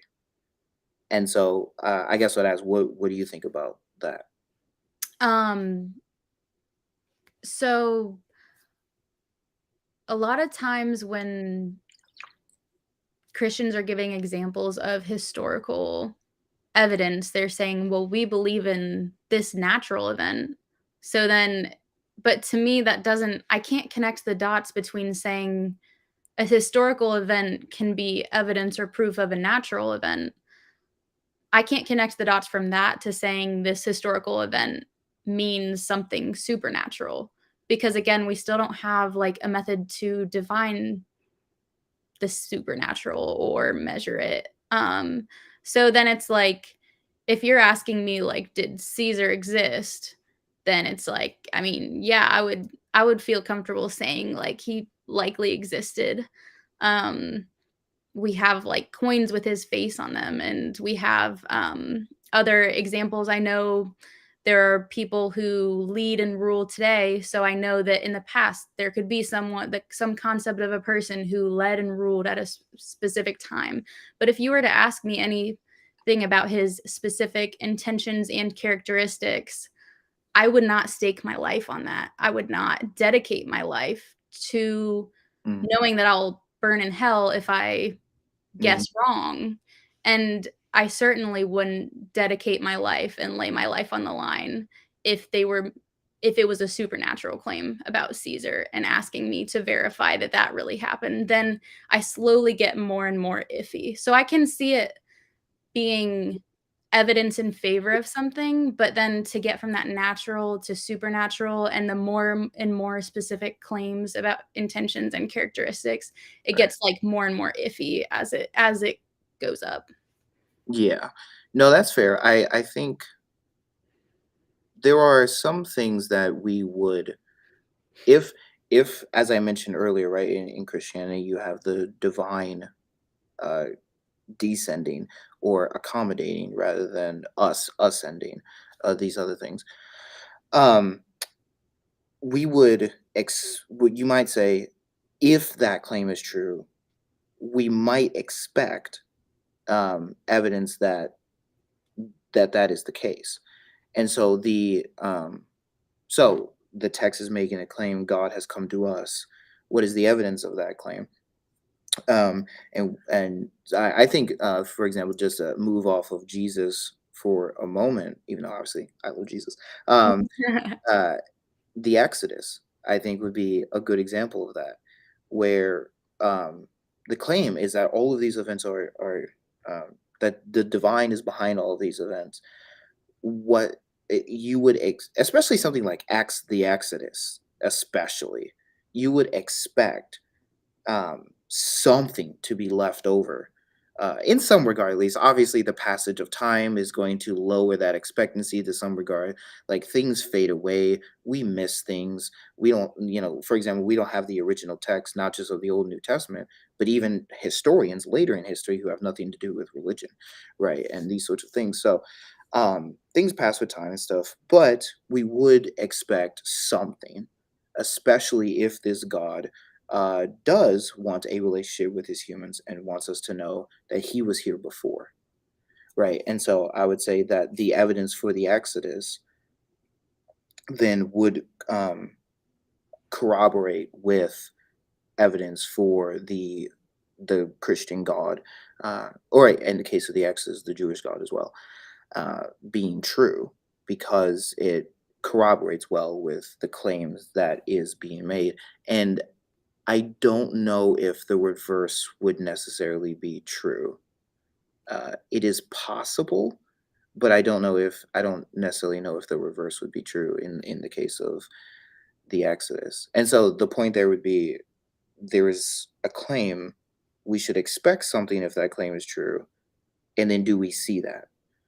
And then I would say in the case of the historical events of the biblical text, we do see that. And so we become justified and can, I would say, even emboldened upon the notion that um, you might say that God has touched us and his fingerprints are left behind for us to see in order to verify that. For sure, yeah. Mm. So I guess I would ask, what would you say in regards to that? Um, I s- I think I just still get hung up on. I think the issue is not as much the historical evidence, but again, kind of like I said, the historical evidence for about all the major world religions seem Mm, very similar. I see. So then I get pretty hung up on, again, figuring out which one to put that faith in. Mm. No, yeah, that's fair. That's fair. It would be, yeah, so you'd say it would be extremely important for Christians to analyze the evidence and claims of these other world religions to make sure that they're not making a massive mistake, For sure, yeah. right? And obviously, since the afterlife and hell, as you mentioned, and all these other things is being pinned on these notions, it would certainly be a must for Christians to do. So Yeah, that's totally fair. And as like I said, as someone who loves religion and mythology myself, um, I have a really hard time reading. I don't know about you. I have a hard time finishing reading anything. same. Yeah, That's for yeah, sure. that's my Same. issue. Um, but I've read the Quran. Obviously not finished because again, I don't finish books. Yeah. But read the Quran. Started looking at the Book of Mormon. Even I even wanted to step outside of Abrahamic religion because it's like, yeah, this is great, and I'm obviously a part of this, but also what is outside of that, right? And I began to read the Vedas, the Hindu scriptures. I don't know if my English translation was good, Yeah. but I also would be extremely ill-equipped to begin to learn a new language for that. Um, But so there was a few other things that I wanted to address. I'm definitely glad we talked about faith and these other things. But one thing that I've seen that atheists get upset about, which is fair, um, but it's something to definitely talk about, is the mantra. You're taking that out of context, right? Has that ever been levied towards you? How have you dealt with that? That kind of thing. Um, I get that all the time. But then I got that as a Christian too. Um, I It's think no matter what side I've been on, I think there's a lot of that, and I think it goes back to kind of the issue that as many denominations of there are as there are of Christianity, I think Christianity, God, spirituality, all of these things can mean something different down to the individual. So then if the individual has this idea of inerrancy and objective truth in their head that they've attained this and they have this divine inspiration, I think it's easy for those people to grasp on to this idea that they have the one correct translation and they set themselves as default and they're leaning on their own understanding and pitching this objective truth that's really just subjective and they're telling everyone, hey, it's just clear, or this passage just means this. um, and so I think that idea of inerrancy can lead them to think again that language is just objective instead of subjective, and it's prescriptive instead of descriptive. And there's a one size fits all perfect message, and they have it, and it's clear. And so then they try to pitch it to everyone else. So then it's just constant miscommunication because then there's tons of different Christians running around going like, yes. "Oh, here's the truth." And then at the end of the day, we really don't have a method to determine at what point would we arrive at the true biblical original meaning. We don't know because we don't have the originals and we only have guesses at who the authors were for some of the books. And um, it just starts to crumble really fast when you think about um, how language actually works and that it's a matter of different, not right versus wrong. And everybody has their own subjective um, interpretation, not this one constant objective meaning. Yeah, I see. I think it's so interesting. I think that if people were just a little more critical of their Protestantism specifically, they would kind of recognize what you're saying is somewhat true. Because again, specifically Protestantism, because what I'm about to say cannot be true in Orthodoxy or Roman Catholicism because they've done other things. But in Protestantism, there is the recognition that there are no infallible interpretations. Now there can still be right and wrong interpretations. Like obviously, just because something's not infallible doesn't mean we give up on trying to figure it out, right? For sure. Um, but there is no infallible interpretation of the text.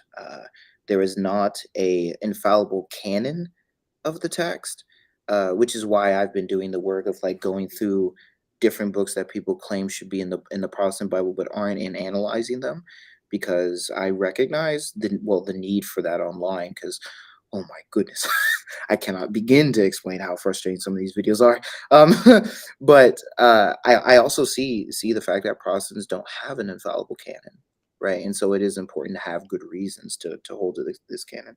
And then lastly is that even the texts, like the texts that make up the books that we have chosen, uh, are is fallible, right? Which is why Christians, such as myself, Pastor Mike Winger on YouTube, and others, don't accept the longer ending of Mark, right? They don't. The vast majority of scholars do not accept 1 John 5:7. Um, Putting aside the King James only for a minute, right? Or even as you mentioned in one of your videos, excuse me, the story of the woman caught in adultery in John 8. Um, because this manuscript tradition is fallible. So, with those things in mind, I think the Protestant should really exercise uh, much more humility, because it's not that the Protestant is wrong. It's just that we allow the possibility that we could be wrong in all of these instances. And so, but with that said, though, what happens with inerrancy, right? And so, with that said, I've ultimately concluded that the text was the notion then is that the text was inerrant in the original manuscripts. So Paul was inspired by the Holy Spirit to write down dogma, basically. He gave that stuff to the churches. It spread and things like that, and then people began to copy, and now we have copies and copies, copies of stuff. And now we have scholarship, both critical and otherwise, who is attempting to get to find out what Paul and the others actually wrote. And so, uh, but obviously the manuscript traditions are infallible. So if a manuscript came along that would completely change how we translated a verse, um, I would be totally fine with that. I'm totally fine with not having Mark 16 verses like 9 through 20 something in the text, because of that. So my point though is just that if the doctrine of inerrancy is that this is only infallible in the original manuscripts, then I think that helps the issue that you have, because we no longer because we're not saying that the text presently in English is infallible and I have figured it out. Yeah. the At least for the Protestant, um, the claim is more that these people did not make mistakes in their original writings, and so we're trying to get to what they originally wrote, which Yeah. is, in my opinion, a more humble claim. Uh, Yeah. yeah. So, what do you I think about that? Yeah, I think that's a lot more healthy of a way to approach it. Because me growing up, it was always the other one, where it's like this is infallible and there's a one size fits all universal, or there's a one size fits all message that we can each get to right now. I Hmm. think in your approach, there's much more of an incentive to invite other perspectives to the conversation and figure out what is truth together. And that's automatically way less divisive, and it Yeah. doesn't center yourself in the same sense. And I think it leaves it up to not just leaning on your own understanding, and which I think makes it a little more productive and like constructive in terms of like seeking truth. Yeah, I would definitely agree there. And so when someone says you're taking something out of context, your issue with that is that, well, none of you idiots. I mean, I'm joking, but Mhm. none of you idiots can agree on what the I'd say context is. it, I'd say it, just say But like none of y'all can agree on what the heck the context is anyway. So why why are you sitting here levying this objection at me when you guys can't even agree on what it is? Right? Would that in part be the issue? I think so. Yeah, I think that sounds about right. Yeah, that's fair. I think I'm not someone who thinks that the text is n- scripture never promises it's going to be clear, right? In fact, I think to appeal to you and the way language works, it's probably impossible for it to be clear everywhere. And the reason is because, I mean, I'm at a Christian university right now. We learn this in class. Everyone speaks through a cultural and a personal filter. So immediately, talking can become difficult because Yeah, now you're speaking to two different filters to someone else who has two different filters, right? So, ascertaining the meaning of the text means going to their cultural and personal filter, which can become difficult, but I do think is possible in a lot of cases. But a lot of so for example, I do work on the early chapters of Genesis, all right, trying to understand whatever the heck is going on there. But there's a lot going on, and it's not to poke fun at my Christian brothers in Christ. It's not as simple as the younger creationists might want it to be because they have a completely different cultural and personal filter. How do we even know that they cared about science, Yeah. right? Um, and these other things. Uh, so as much as I understand the frustration, I do think that understanding the if the unbeliever could uh the atheist, the skeptic, could attempt to, with us even, ascertain um the meaning of the text.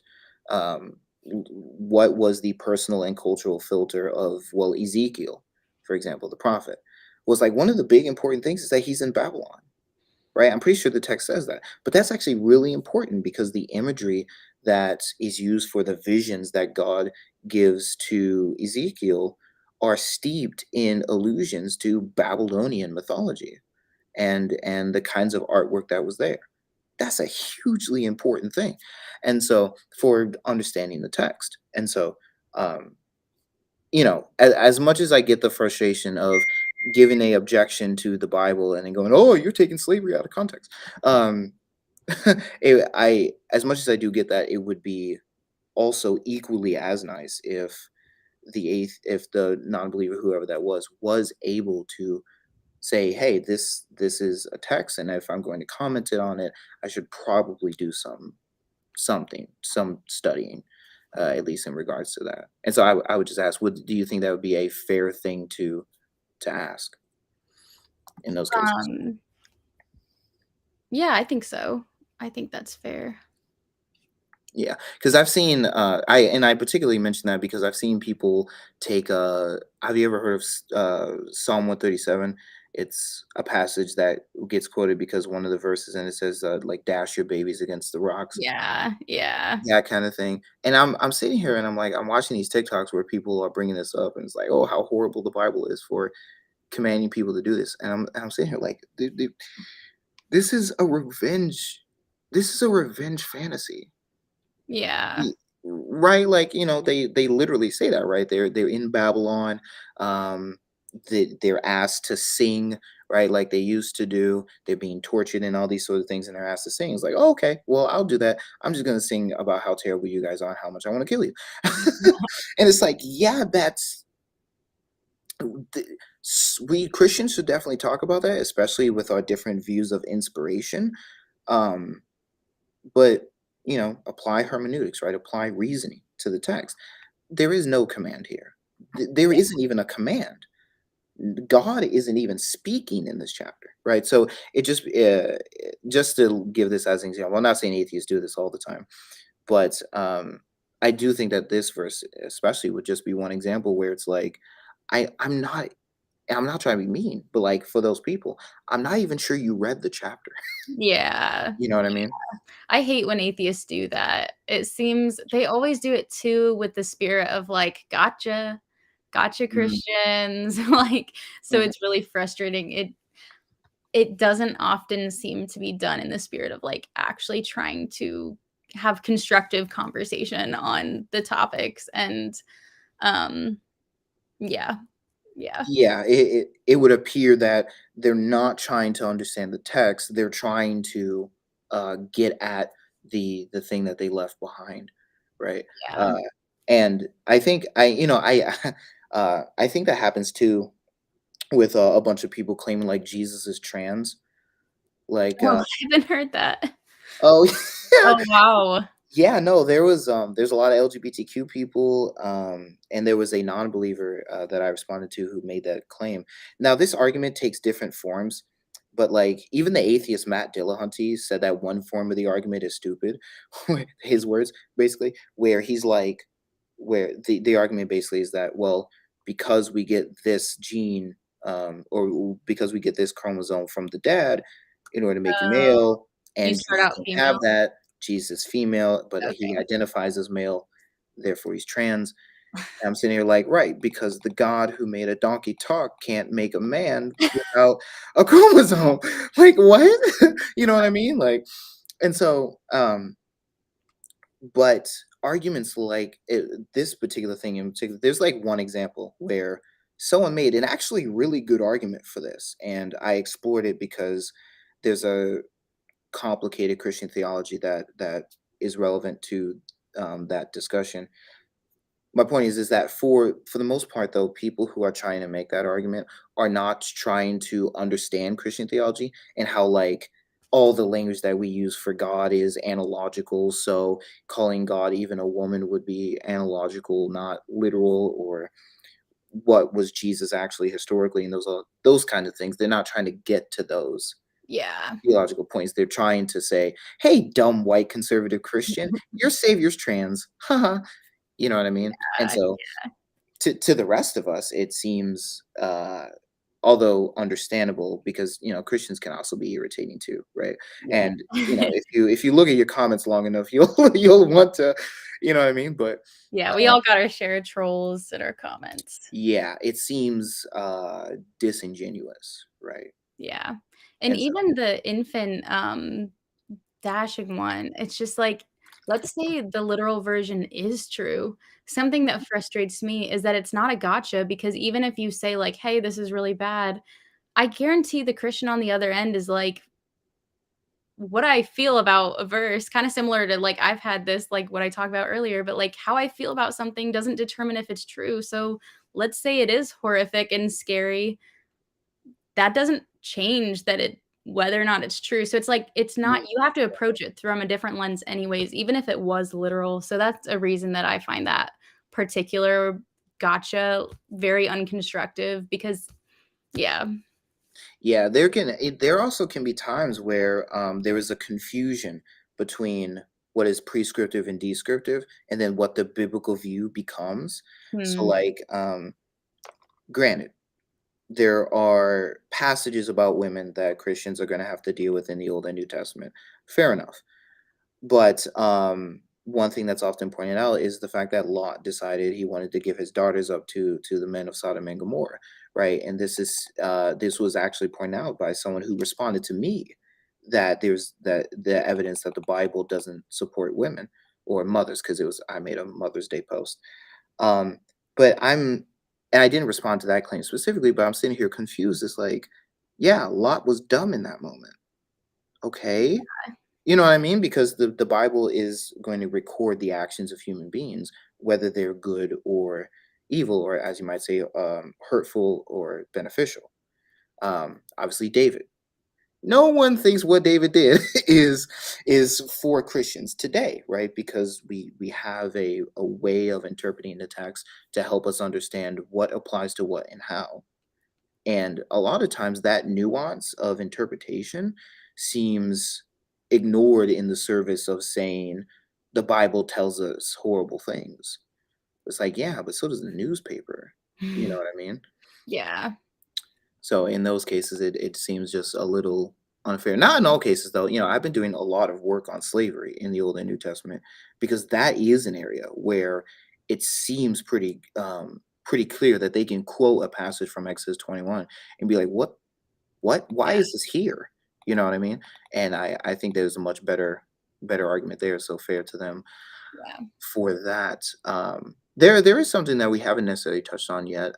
So what is and if I'm saying the term wrong, correct me, but what is Igtheism? Yeah, so Igtheism, also known as agnosticism, was made popular in the 1960s by Sherwin Wine, who he was a queer Jewish rabbi, Mm, and he was a founding figure of humanistic Judaism, mm, which is a non-theistic form of Judaism. But Igtheism is essentially a type of agnosticism, or I consider a subcategory of atheism. So it often goes hand in hand with theological non-cognitivism, and that's a tongue twister right there. But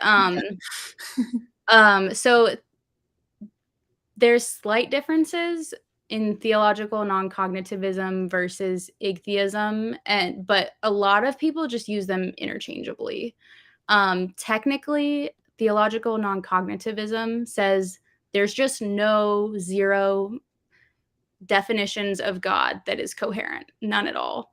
And so gets a lot of critique because it's like, really? None? Like, any. Right, that's a bold claim, admittedly, yeah. Yeah, yeah. So then agnosticism or icktheism, which is what I identify with, it seems to suggest that because people come to the table with so many assumptions and different definitions of God, then in order for us to make a meaningful discussion, we have to have a coherent and unambiguous concept defined before we're coming to the table. Um, so then, and I can give you like some examples of like some beliefs. Yeah, Uh, go ahead, give examples and analogies can always help us yeah. understand these concepts that we're trying to get at.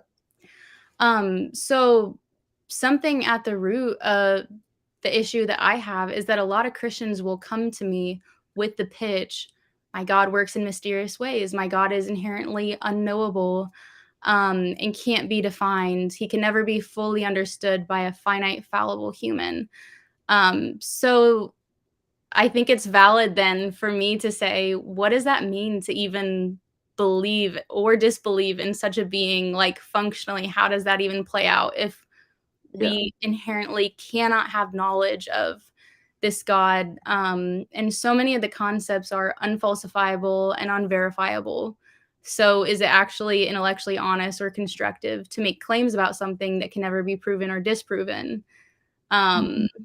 and then, um, because God is a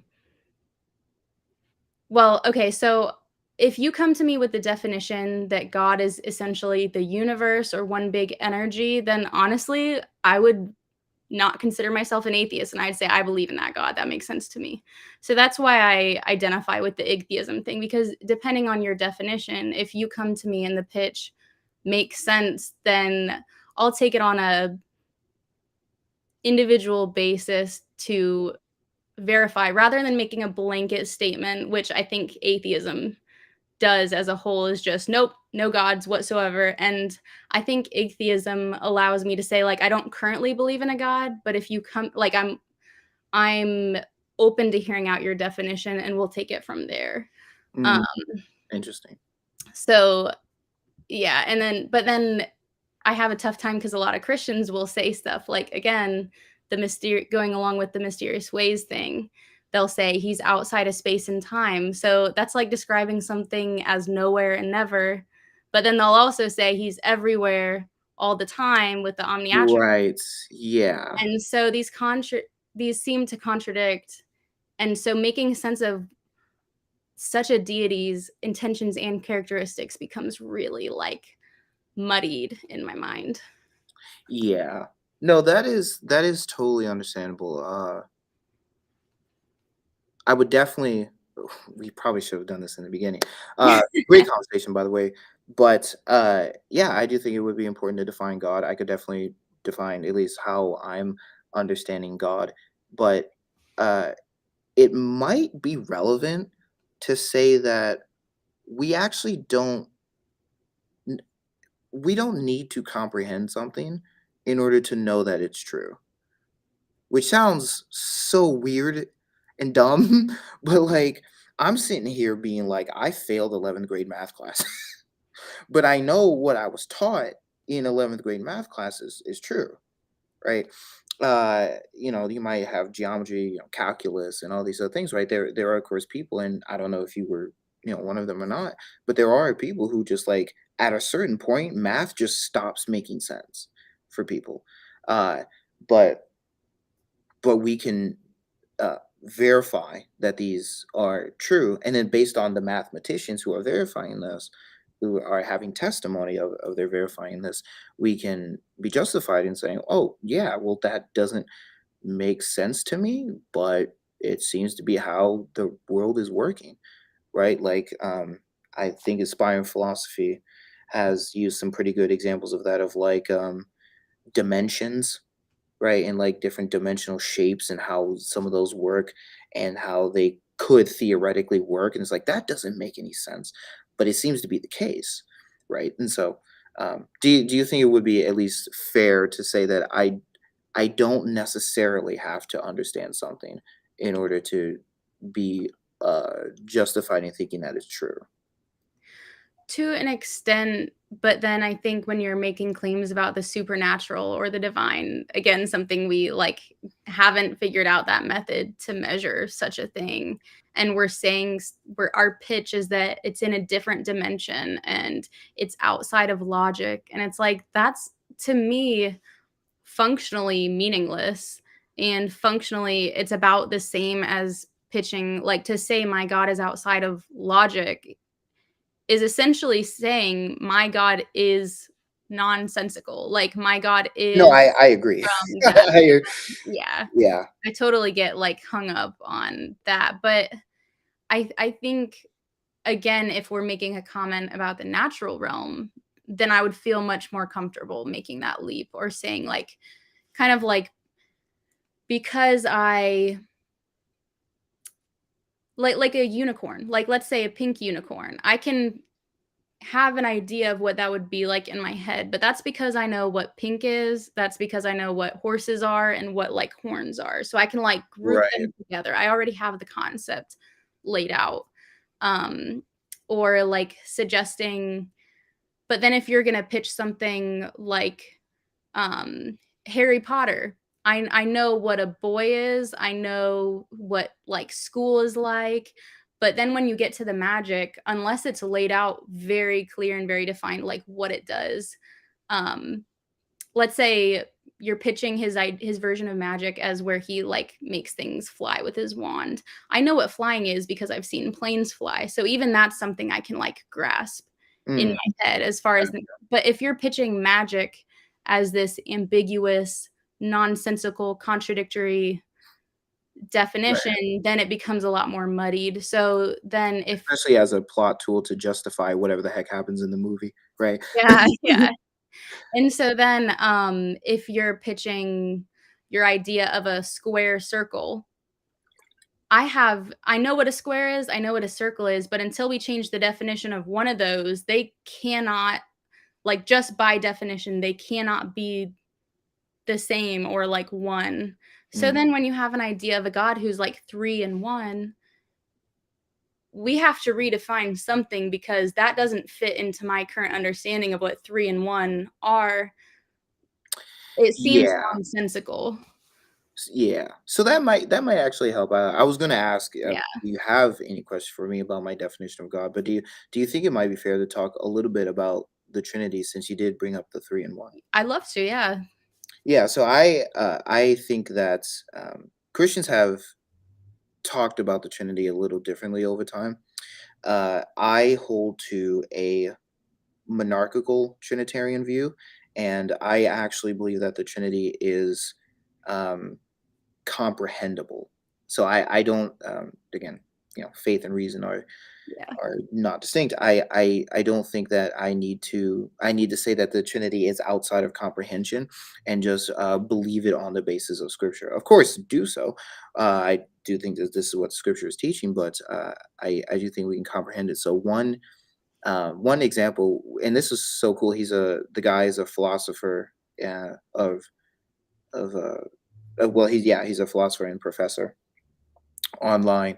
I get the vibe that he's a progressive Christian, but like he's really good at just being like, I'm just against bad arguments. Like I don't really care. And I was like, I appreciate that so much. Yeah. Um, but he uh laid out examples. One of them is going to be easier probably for both of us to comprehend. The other one's a little harder, but I think it's still there. So take for example a statue of a ant, a statue of a mouse, and a statue of a cat. Right. So we know where cat, mouses, and ants are.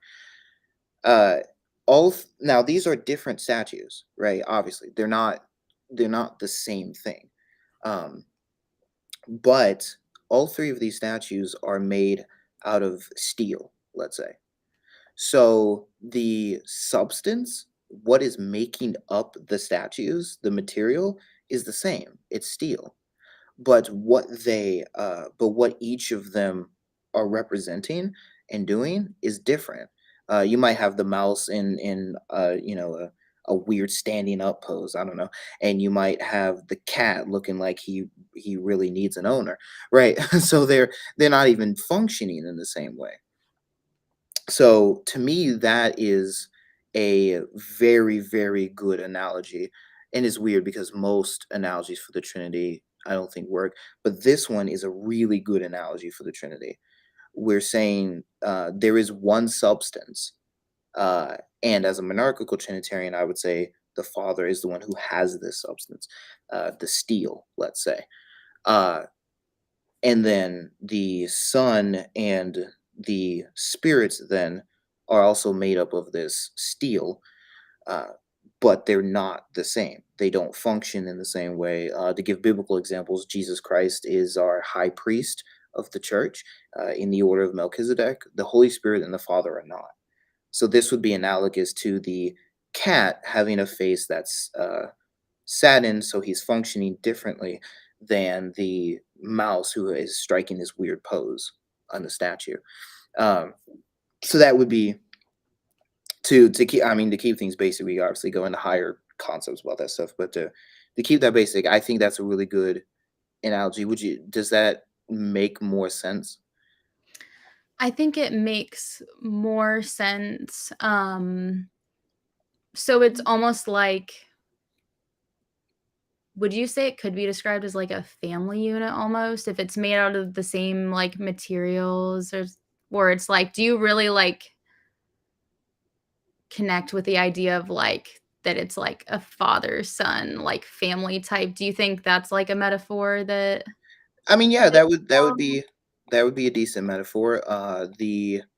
The father and the son and the mother, if we're going for a typical Yeah, traditional family unit, right? Putting all those other things aside, yeah. uh, uh, then yeah, because they're all humans, right? So they're one thing, and this is what really solves the logical problem with the Trinity that is mentioned by like the Stanford Encyclopedia of Philosophy, for example. All Yeah, all we need to do to address that problem is show an example of where there is one thing, but also three different things at the same time. And so the family unit is a good example. They are one thing. They are human, and I would say, of course, as a Christian, that means that they're made in the image of God. They all have that image. Um, but uh, they might even be of the same race, right? Depending on what's going on, but they're not functioning the same, and they have their differences, right? The Regardless of how that's happening, it's happening. And so, yeah, I would say in the same way human beings have the same substance. We're all made of one blood. The text of Scripture might say, um, but we are different. And so that is interesting because then conceptualizing it in that way allows us to actually say, I can observe the differences. Um, that's more of a theological inquiry where we have to look at the scripture and say, how is the Father, Son, and Spirit operating, and how distinct are they?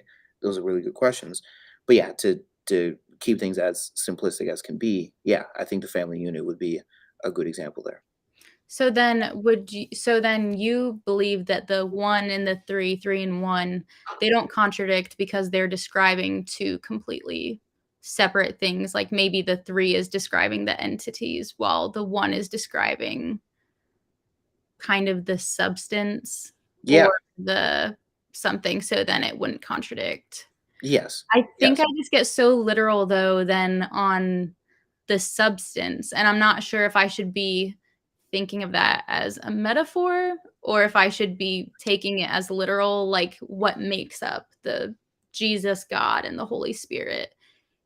We I would probably say the substance of something is what makes that thing a thing, right? So to use the analogy of the statues, what makes those a statue is their substance, and what they are giant pieces of metal, right? So the substance of what the thing is, right? Its ontology, its being. So in relation to God, then, we would say that we can act from the scriptures. We can actually have some confidence and trust in the being of God, what God is, and what are we able to know what metal or materials he's made of? Not to say he's made up of parts, um, because that's a different discussion. Yeah. But he's not made up of parts. But Would it be to his keep, divinity? huh? Sorry, I didn't mean to cut you off. Oh, you're good. You're good. So Like, would the substance be his divinity then? It's 3 different persons, but then the divinity is the, like, kinda substance they share or something. yes, yes, there are three persons who are functioning differently, and then the substance is what makes them one. And so what makes them one is the divinity. It's their omni attributes. Every single person of the Trinity has the omni attributes, and the M's, I would say the omnis and M's, um, divine simplicity, right? They are their attributes. These sorts of things. So they share all of that. Um, I'm a monarchical Trinitarian, so I have thoughts on how exactly that sharing takes place, but they do share it. And so I mean, you might even be able to use the analogy of the family unit to some extent because it is the father and the mother that generate the son, or in some sense.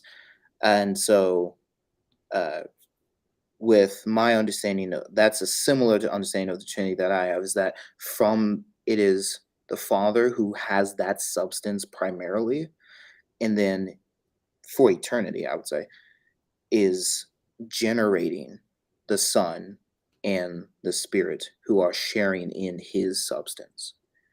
Right. So that understanding removes the logical problem of the Trinity because the one is a different thing than the three, right? The numbers that we're using are referring to different things. And we have examples of in real life in the natural world where these things occur. And so it removes the logical problem, and it also removes the accusation of polytheism because I was primarily, gonna ask about that. yeah, You yeah, consider yourself a polytheist or yeah, because there is the Father alone who has the substance.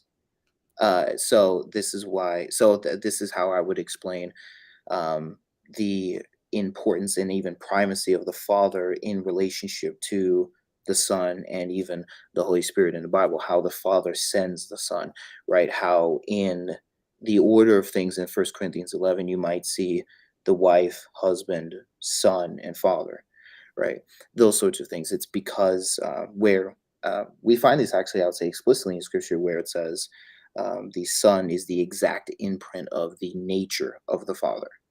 So Jesus Christ then becomes the um, representation of the very substance of the Father, right? So kind of complicated, but put simply, this avoids polytheism because the Father holds the substance alone by himself, and then he shares that with the Spirit and the Son.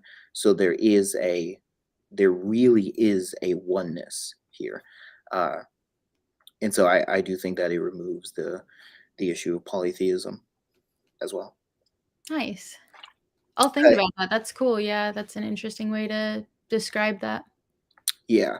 Yeah, I found that I needed to I needed to figure out something because the accusation from Muslims, especially Muslims, and God bless them, but they specifically, I think, have a really hard time with the Trinity, and I think in part because of the complicated nature of things in some regards, but I also think it's because, particularly with Islam, uh, I think the evidence shows that the Quran actually doesn't understand the Trinity. It seems to have misunderstood Christianity at the time to think that this is the Father, the Mother, and the Son. Mhm. The Father, Mary, and Jesus. And so and there's some other things too, like in their thought, it would be degrading to God for him to descend. So even the concept of the incarnation at that point, and it becomes weird that they were asked, like, "You really think God pooped?" and right, and things like that. And so that kind of stuff gets complicated. So I did have to figure out a way to explain it. And the professor online, I believe his um, Kevin Callahan, I want to say, older professor guy and inspiring philosophy, who's a now has actually has his master's degree in philosophy from a secular university. Awesome. Yeah, they both have, I think, been really good in handling those kinds of objections and Yeah. issues. And so, now that this makes sense to you, you are a Christian. You have come to believe in God, and praise Jesus for that.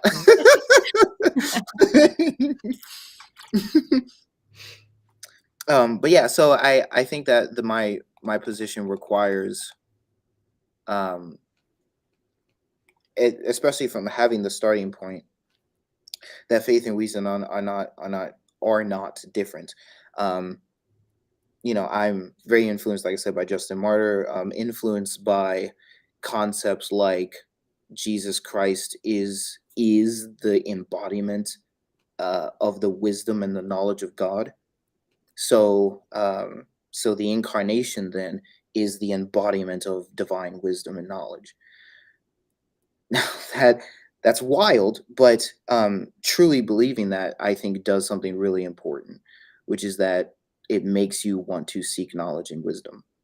Because at that point, why would you? The person who saved you is the embodiment of these, and of course, Jesus Christ Himself says, "Be as wise as serpents and as innocent as doves." And so it does. Thinking that way puts faith, reason, myth, divine, all of those things, and messes with those categories. It pushes them together into the person of Jesus Christ.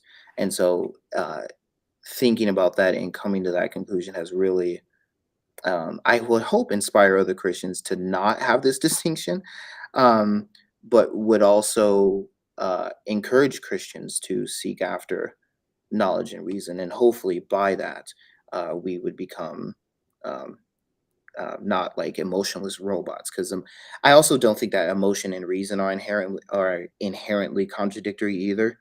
I agree. That's my Although, stance.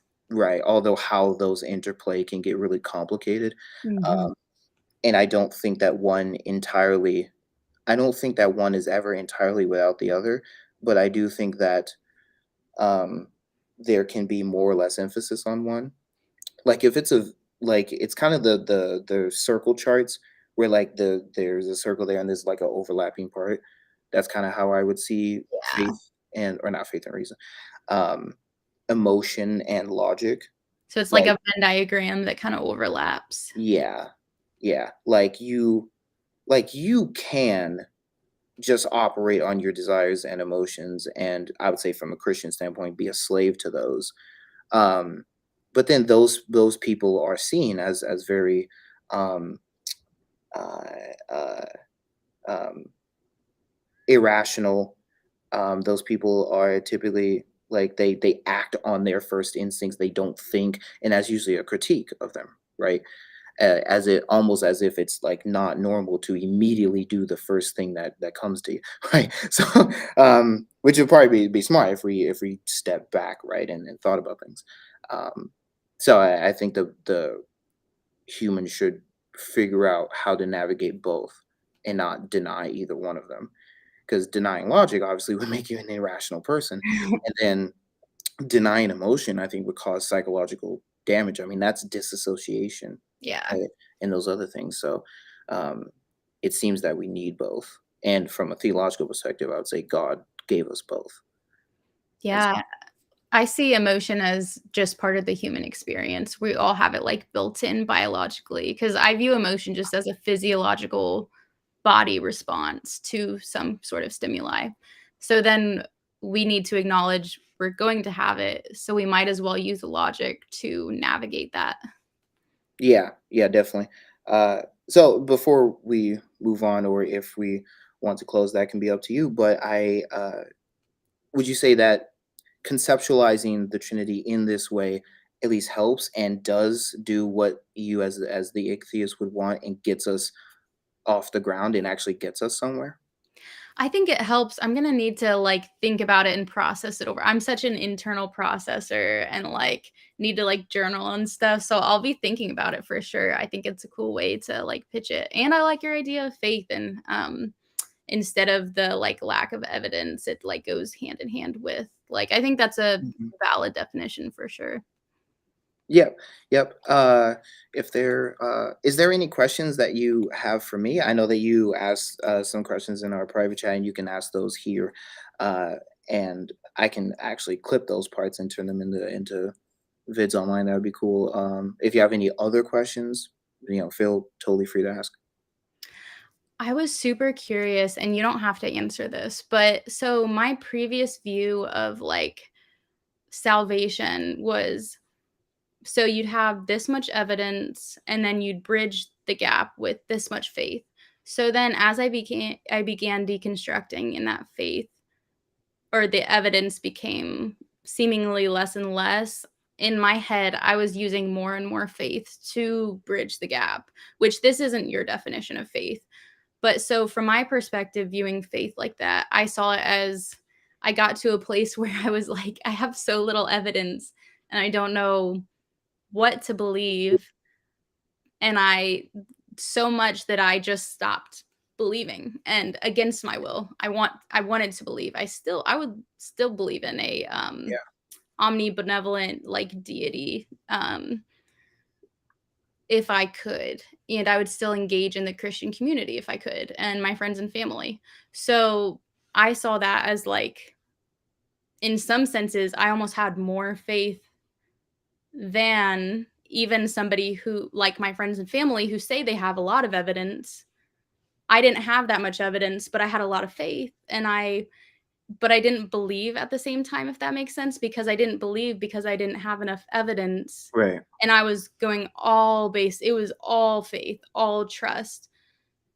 Do you think, and this is where the question gets complicated, but do you think that an atheist who doesn't believe at all, but in theory they would love to believe in an omnibenevolent deity, they would love to join in on the Christian community if they could, and they're all basing it off of faith, would that, like, faith get them to heaven then at that point? It like, they don't believe, but they would if they could. Like, they Mhm. would, and if they could have faith to, like, completely bridge that gap, they would, but they don't currently, Yeah. if that makes sense. I know that's a super complicated thing, and you could always process it and then get it back to me in a video or something later, or just but that's just something I've been super curious to ask a Christian what their thoughts would be. Yeah.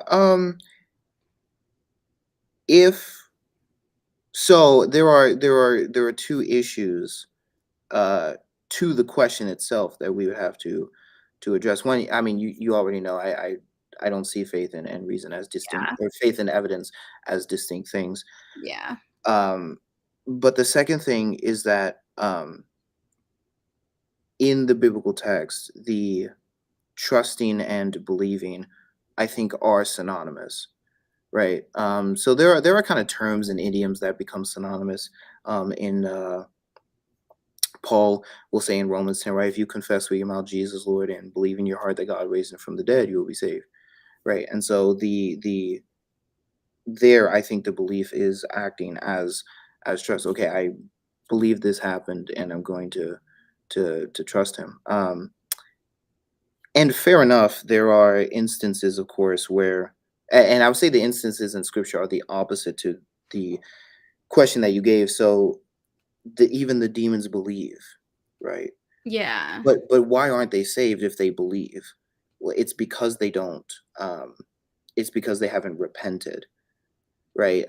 And but I don't know if they trust God or not. I don't imagine that they do, but um, they would probably be in a better position to trust, and they still don't, right? And so the question would make sense on the presupposition that you had as a believer, um, but they don't make sense on mine. And so I guess but to still attempt to answer the question, of course, and reframe it to say that if do do people who would it be fair to reformulate the question, and if this is a different question, let me know, but to reformulate it as, um, if someone would be a Christian if they thought the evidence was sufficient enough to warrant that conclusion, is that person damned forever Yeah. because they don't believe, right? Yeah. And so, I actually was going to make a video mentioning this, but two things come to mind. One, is 1 Timothy 2, where we see that uh, there is a connection between our prayers and salvation. So this is the passage. This is the chapter where it says, there's one mediator between God and man, the man Christ Jesus. Right. So, and it talks about Paul is asking us to pray for kings and many other people because Christ is the mediator and desires all to be saved and come to a knowledge of Him. So that would mean then that for the Christian, um, our prayers about the salvation of other people are not in vain. They mean something and they are efficacious, you might say. They have an effect. And Christ, being the mediator, will hear those prayers and can most certainly save someone. Obviously, it's their judgment, but uh, prayer certainly has an effect.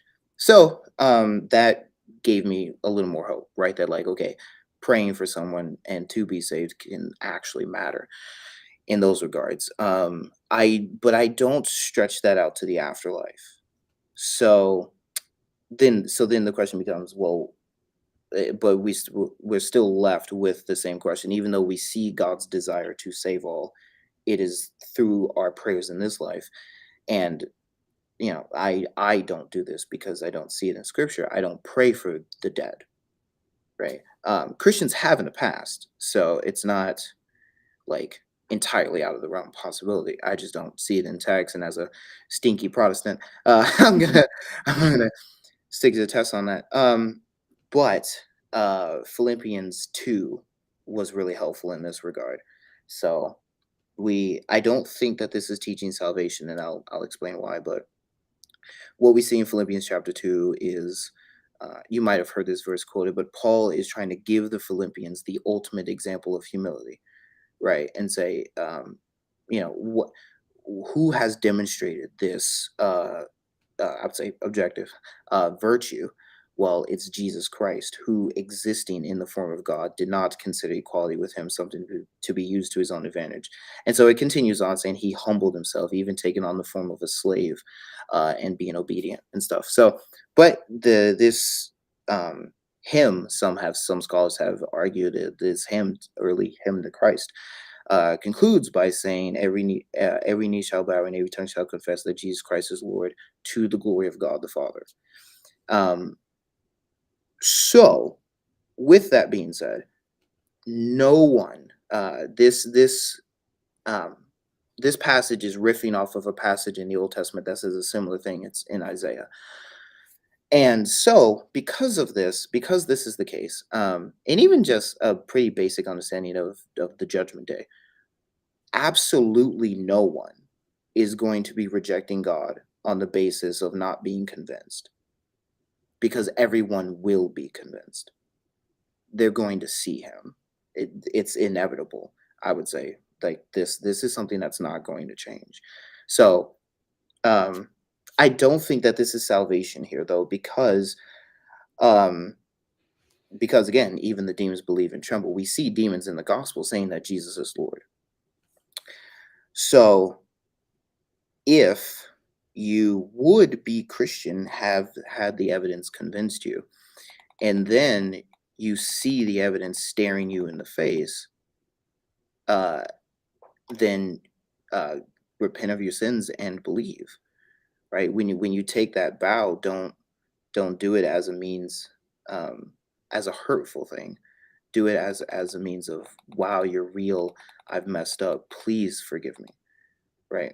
It's so I would agree with C.S. Lewis that there are going to be and others who have said that there are going to be people though who even doing that, who even looking God in the face in some regard, even bowing to Jesus and saying, "Yeah, He's the Lord," just like the demons, uh, they're not going to follow Him, right? They're not going to trust in Him.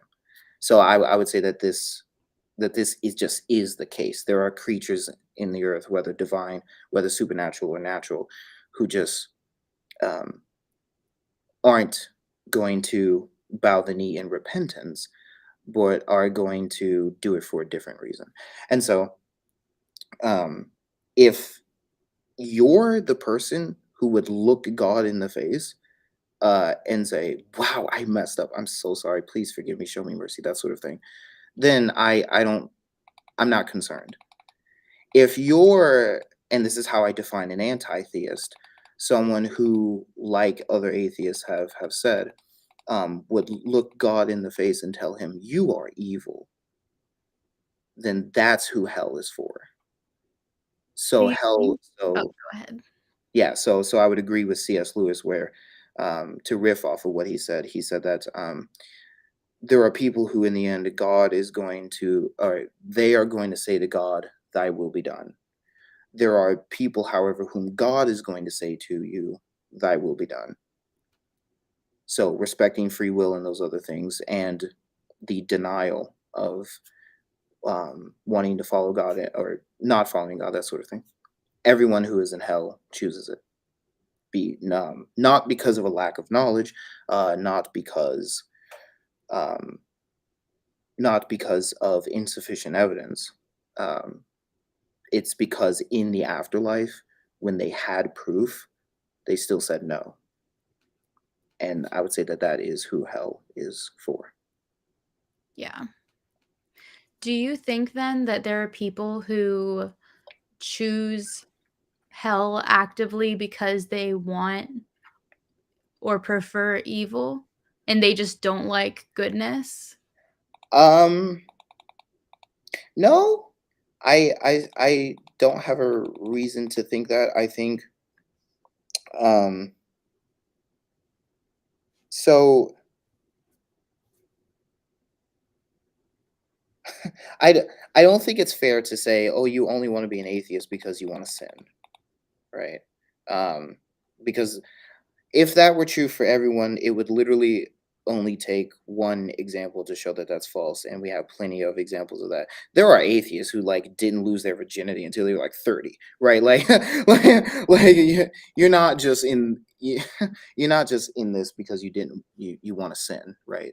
Something else is going on, and I full well acknowledge that plenty of other things can be happening in that regard. Uh, However, I also accept the Christian reality that human beings are oriented towards the bad. Would agree. There was um, I forget, but she went through some traumatic incidents in North Korea, I want to say, and has escaped over here and has talked about her experiences. And granted, traumatizing, right? But she said that people aren't good, and she firmly believed that people just aren't good. There was an atheist at one point who said that the only Christian doctrine worth holding to is the one of total depravity. um, so I think that humans have to be taught to be good, and this is why, for even me as a Christian, I looked at the way humans are and they be in the world and society and environments. I'm like, this is just this looks like a very complicated version of what monkeys do. Yeah. um, because I think in some part it is, and so uh, we are we are taught to be good. We are taught that we have actually need to take care of people. We are taught. Babies think the whole world revolves around them, in some sense, right? Like they're really needy, and but if a 30-year-old is that needy, something's wrong, right? And so they have to be taught that you can be independent now because you do need us. But now you're 30, right? Get a house. Don't, you know what I'm saying, use the bathroom on your own. Right? And all those kind of things. It's weird if that's not the case because I would say there is some objectivity to that, but there's also social conditioning. The environment constructs and plays a huge part in development and what ends up happening. So even a psychopath, for example, can follow social conventions, even though there is no like emotion to convince them of something, right? And so um, I uh, I am very sorry. I forgot the exact question that you asked, but uh, Um, no, yeah, it was yeah. Do you believe that they were only atheists because they want to sin, right? And yeah, I would say no. They're I would agree that we're oriented towards the bad and need society and other things to shape us differently. And I would say ultimately the divine to shape us into beings who are truly worthy of judging angels one day. Excuse me. I don't think an atheist who has experienced so much religious trauma for 10 years in the church, just as an example, and has now an atheist because they've had to walk away because of their trauma, is uh, is just doing things because they want to sin, right? That's not the case. Trauma. I'm particularly using trauma because, like I said, I'm doing a lot of research on it. Trauma is something that is done to a person, and then the person reacts. It doesn't look like they have a lot of control over it, um, which is what a trauma response is. Is as one PhD person explained it, it's like your brain's being hijacked. Um, and so even just the preacher who's not doing anything wrong, just sitting there on the street preaching the gospel. It's not just hellfire and brimstone, right? It's other things. Nothing's wrong. He's exercising his rights. He's not doing anything morally weird. But the person who has a trauma response from that, um, their brain has now been hijacked by trauma. And so they're going to have negative reactions toward that person because of that. And it puts them in the fight or flight response. And that's not it's really difficult, if at all possible, to control that. So um I am much more empathetic of atheists than some. Which actually I plan on, to add just a little more length to this answer. I plan on making a response to someone because there are Christians who believe in once saved, always saved. And this is actually something I was going to get to with you. I'm pretty sure you've been told you were never really saved. oh Um, yeah, I imagine that hurts, yeah, for sure. right? So, uh, not every Christian believes in once saved, always saved. But, um, I do think that there is an ar you can make an argument from scripture that this is true, and obviously there are gonna be Christians who hold to this probably until Jesus returns, right? So, these Christians specifically, I have seen be very terrible to deconstructionists on TikTok because they see you guys as, well, if they went out from us, they were never really of us, and now we need to make sure everyone knows that, Yeah, right? And so, I think that I don't know if that's just the doctrine, or if how this doctrine is, or if how people are functioning as a result, right? I don't know if it's the logical conclusion of this belief or what, but that's not necessarily something I hold to. So I'm totally fine with the idea that you were genuinely a Christian and just stuff happened, and uh, you aren't now, and but you were at one point. So I would be, yeah. okay I with mean, that. I can definitely tell you I 1,000%, like, believed it. It was my entire identity, and so, it's crazy how that can shift and, from that sense of certainty, but yeah. Yeah, yeah, I can't. Yeah, I there was a to use an analogy. There was a really cool philosopher on TikTok. I forget his name, man. Wish I remember names. I remember faces. I don't remember names. Big. But he uh, used this. He does these things where he basically talks to himself, but like pretends to be different characters, right? So in this example, he pretended to be a person who just experienced a absolutely horrendous breakup, and the friend who's trying to help. and the person who did the breakup constructed this analogy to say, this is like science, basically, in that I've created a hypothesis, and I've looked at all the data, and I did the tests and the studies and the examinations, and I came to the conclusion that my hypothesis was true, and I lived, internalized, and truly believed that my hypothesis was true for a long time, and then suddenly she left, right? And now my entire worldview is broke, and now I have to figure out, and now I'm left with questions. How do I explain this in light of this? How do I explain the data now? And now I have no explanation.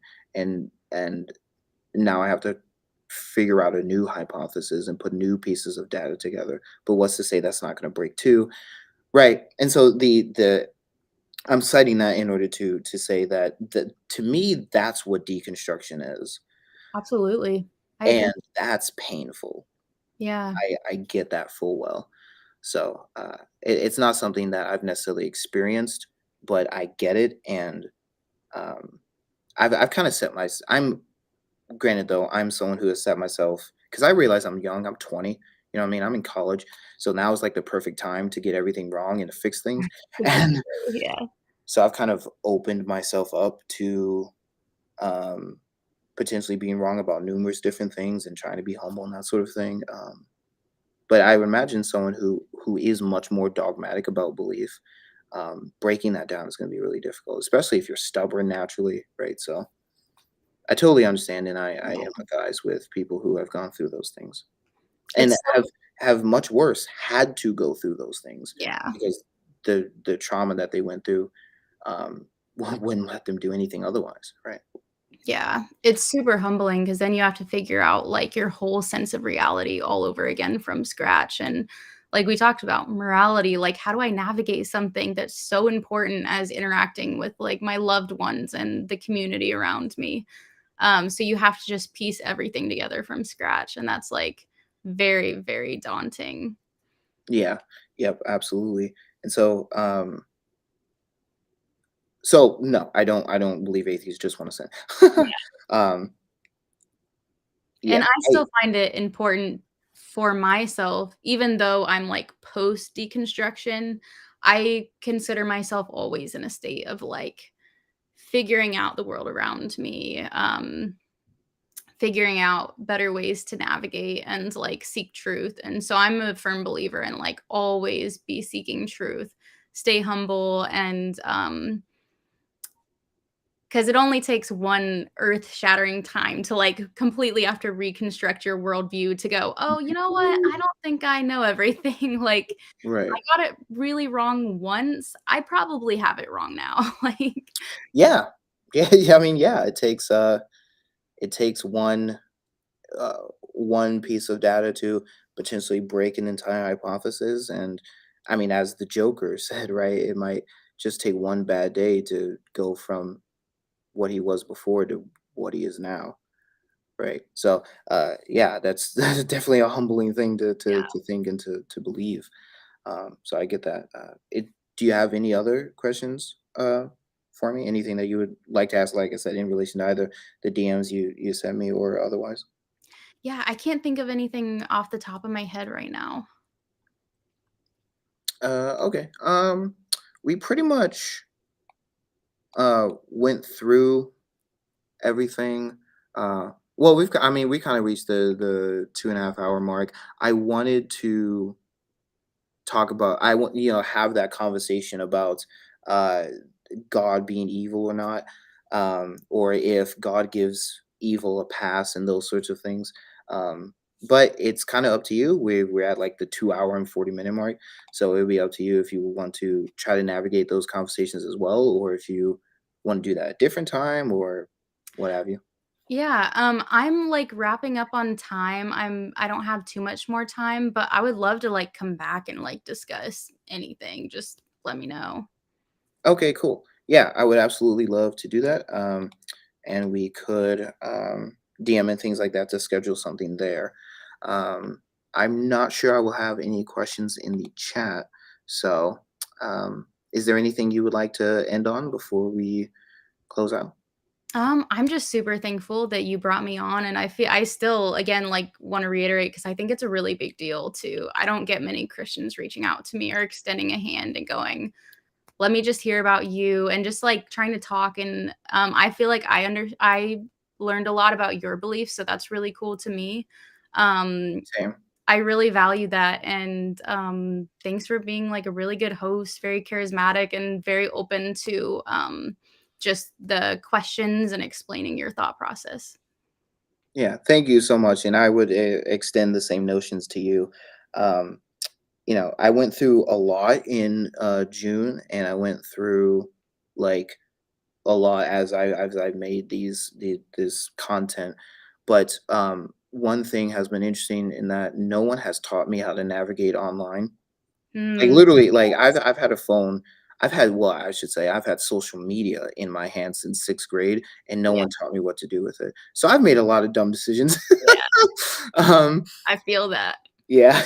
So so what I've been trying to do is say, like, what the heck, right? Like, how do I navigate this? How do I demonstrate Christian virtue to an online audience of mixed people, right? Because I don't want to just appeal to Christians. That's why I'm making the nerdy content as well. So how do I do that? And trying to apply the virtue ethics of the New Testament and Christian thought to online activity has been, and kind of watching what others are doing and taking the input of others. Like something that Dan McCullen does that I started doing was saying, do not don't spam or harass this creator or comment on their appearances Yeah, page. yeah. And I was like, yeah, it's probably because people can get People passionate are and make dumb unhinged. decisions, right? Yeah. So probably for exonerating me as well of any sort of immoral behavior that could be attached to me. I'm attacking this person or something like that, and also in order to stop my audience because I've watched, like, I did this video blew up. It's one of the few videos I've had that have blown up, but I responded to someone who was claiming that Jesus was trans, and there was a lot of disrespect towards that individual. I There was one person I had to block, and then I had to make a third video to a different person saying, "Hey, I probably don't want you stitching my content if you're gonna um, say those things." Uh, so I've had to police both sides, and it's tiring. Yeah, but figuring out how to navigate that, and obviously I don't have control over people's actions, and I'm not gonna like try to, but I'm also gonna say, look, I want people here who are interested in virtue. So if you're not, then I really don't, you know, I'm really not interested in having that yeah, discussion. That's gone for atheists and Christians too. I've watched atheists online, like I said, be very disrespectful and just like clearly have no respect for, like, yeah. 2,000 years of Christian theology that has attempted to ask and answer the very same questions you are, and those kinds of things. So, uh, yeah, I'm trying to figure that out, and I hope that you have felt safe here and that I have been able to demonstrate that virtue to you. For sure, yeah. And I kind of view, like, the audience or general consensus of, like I said, the audience, kind of a reflection of some of the content creators, and of course, there's gonna be some That's people true. who are just, like, trolls and unhinged, especially if a video goes viral and then it's, like, sent out to a different audience that's not even really your regulars, then it can get really unhinged. But in general, it's like I do have a similar goal to be like a good steward of like that my followers are respectful towards Christians and that I'm not going around. I really think it's important to avoid liking the posts that are like or liking the comments on my post that say stuff like Christians or whatever, or because it Mhm. cultivates an audience where it's like, again, not a safe space for like open conversation. So that's something that I've been trying to like reframe and um, be a better like um, leader of like what my followers are participating in as well. 'Cause Yeah. that can be very hurtful to other, like, Christian content creators or just content creators in Oh, general. yeah. When there's, like, mass commenting, Yeah. it gets crazy. Oh, yeah, definitely, definitely, I would agree there. It's like, you can, um people having intellectual discourse means removing, um, disrespect because it only shuts people down. It's like, I mean, if like the one dude, God, this video was absolutely hilarious from my perspective. But my man, he did not. He says in the video he doesn't think Christians are stupid, but he says that Christianity is geared towards making people stupid, which is really just denying it's really just denying what you're actually doing. Yeah. Because if Christianity is gonna gear people towards stupidity, then obviously the people who follow the religion that Yeah. is going to get them to stupidity are going to be stupid. Like, I you know what I mean? Like, Yeah. but obviously starting off your video like that is immediately gonna turn my brain off because, like, okay, great. Yeah. Now, yeah, it's gonna rally your base. Like, yeah, Christians are Yeah. dumb, boy, Christianity is stupid. Um, but what's that gonna do for literally anyone else? Especially Christians Yeah. who might be into Christian philosophy, which is an extremely complicated thing. Like, could they explain monarchical Trinitarianism? You know what I mean? And those other things. And so it just seems it stops that discourse, and I want that discourse. Um, Why is it? Yeah, my troll's back. That's funny. We're good friends. We're good friends.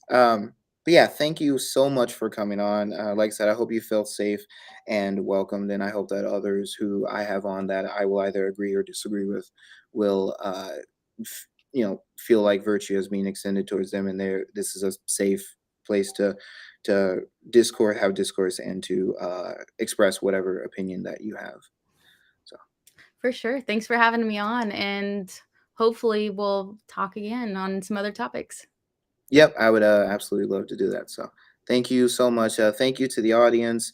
Follow Igtheist Earthling is Yeah. your new Yeah, social media handles. Igtheist.earthling. Gotcha. Where can people find your material? Yeah, so I'll be on YouTube, TikTok, Instagram, and Twitter. I'm not on Twitter as much though. I mean, yeah, like Twitter is from literally conservatives and liberals. I just hear Twitter's a dumpster fire. So I'm like, why would I I've do heard, yeah. that?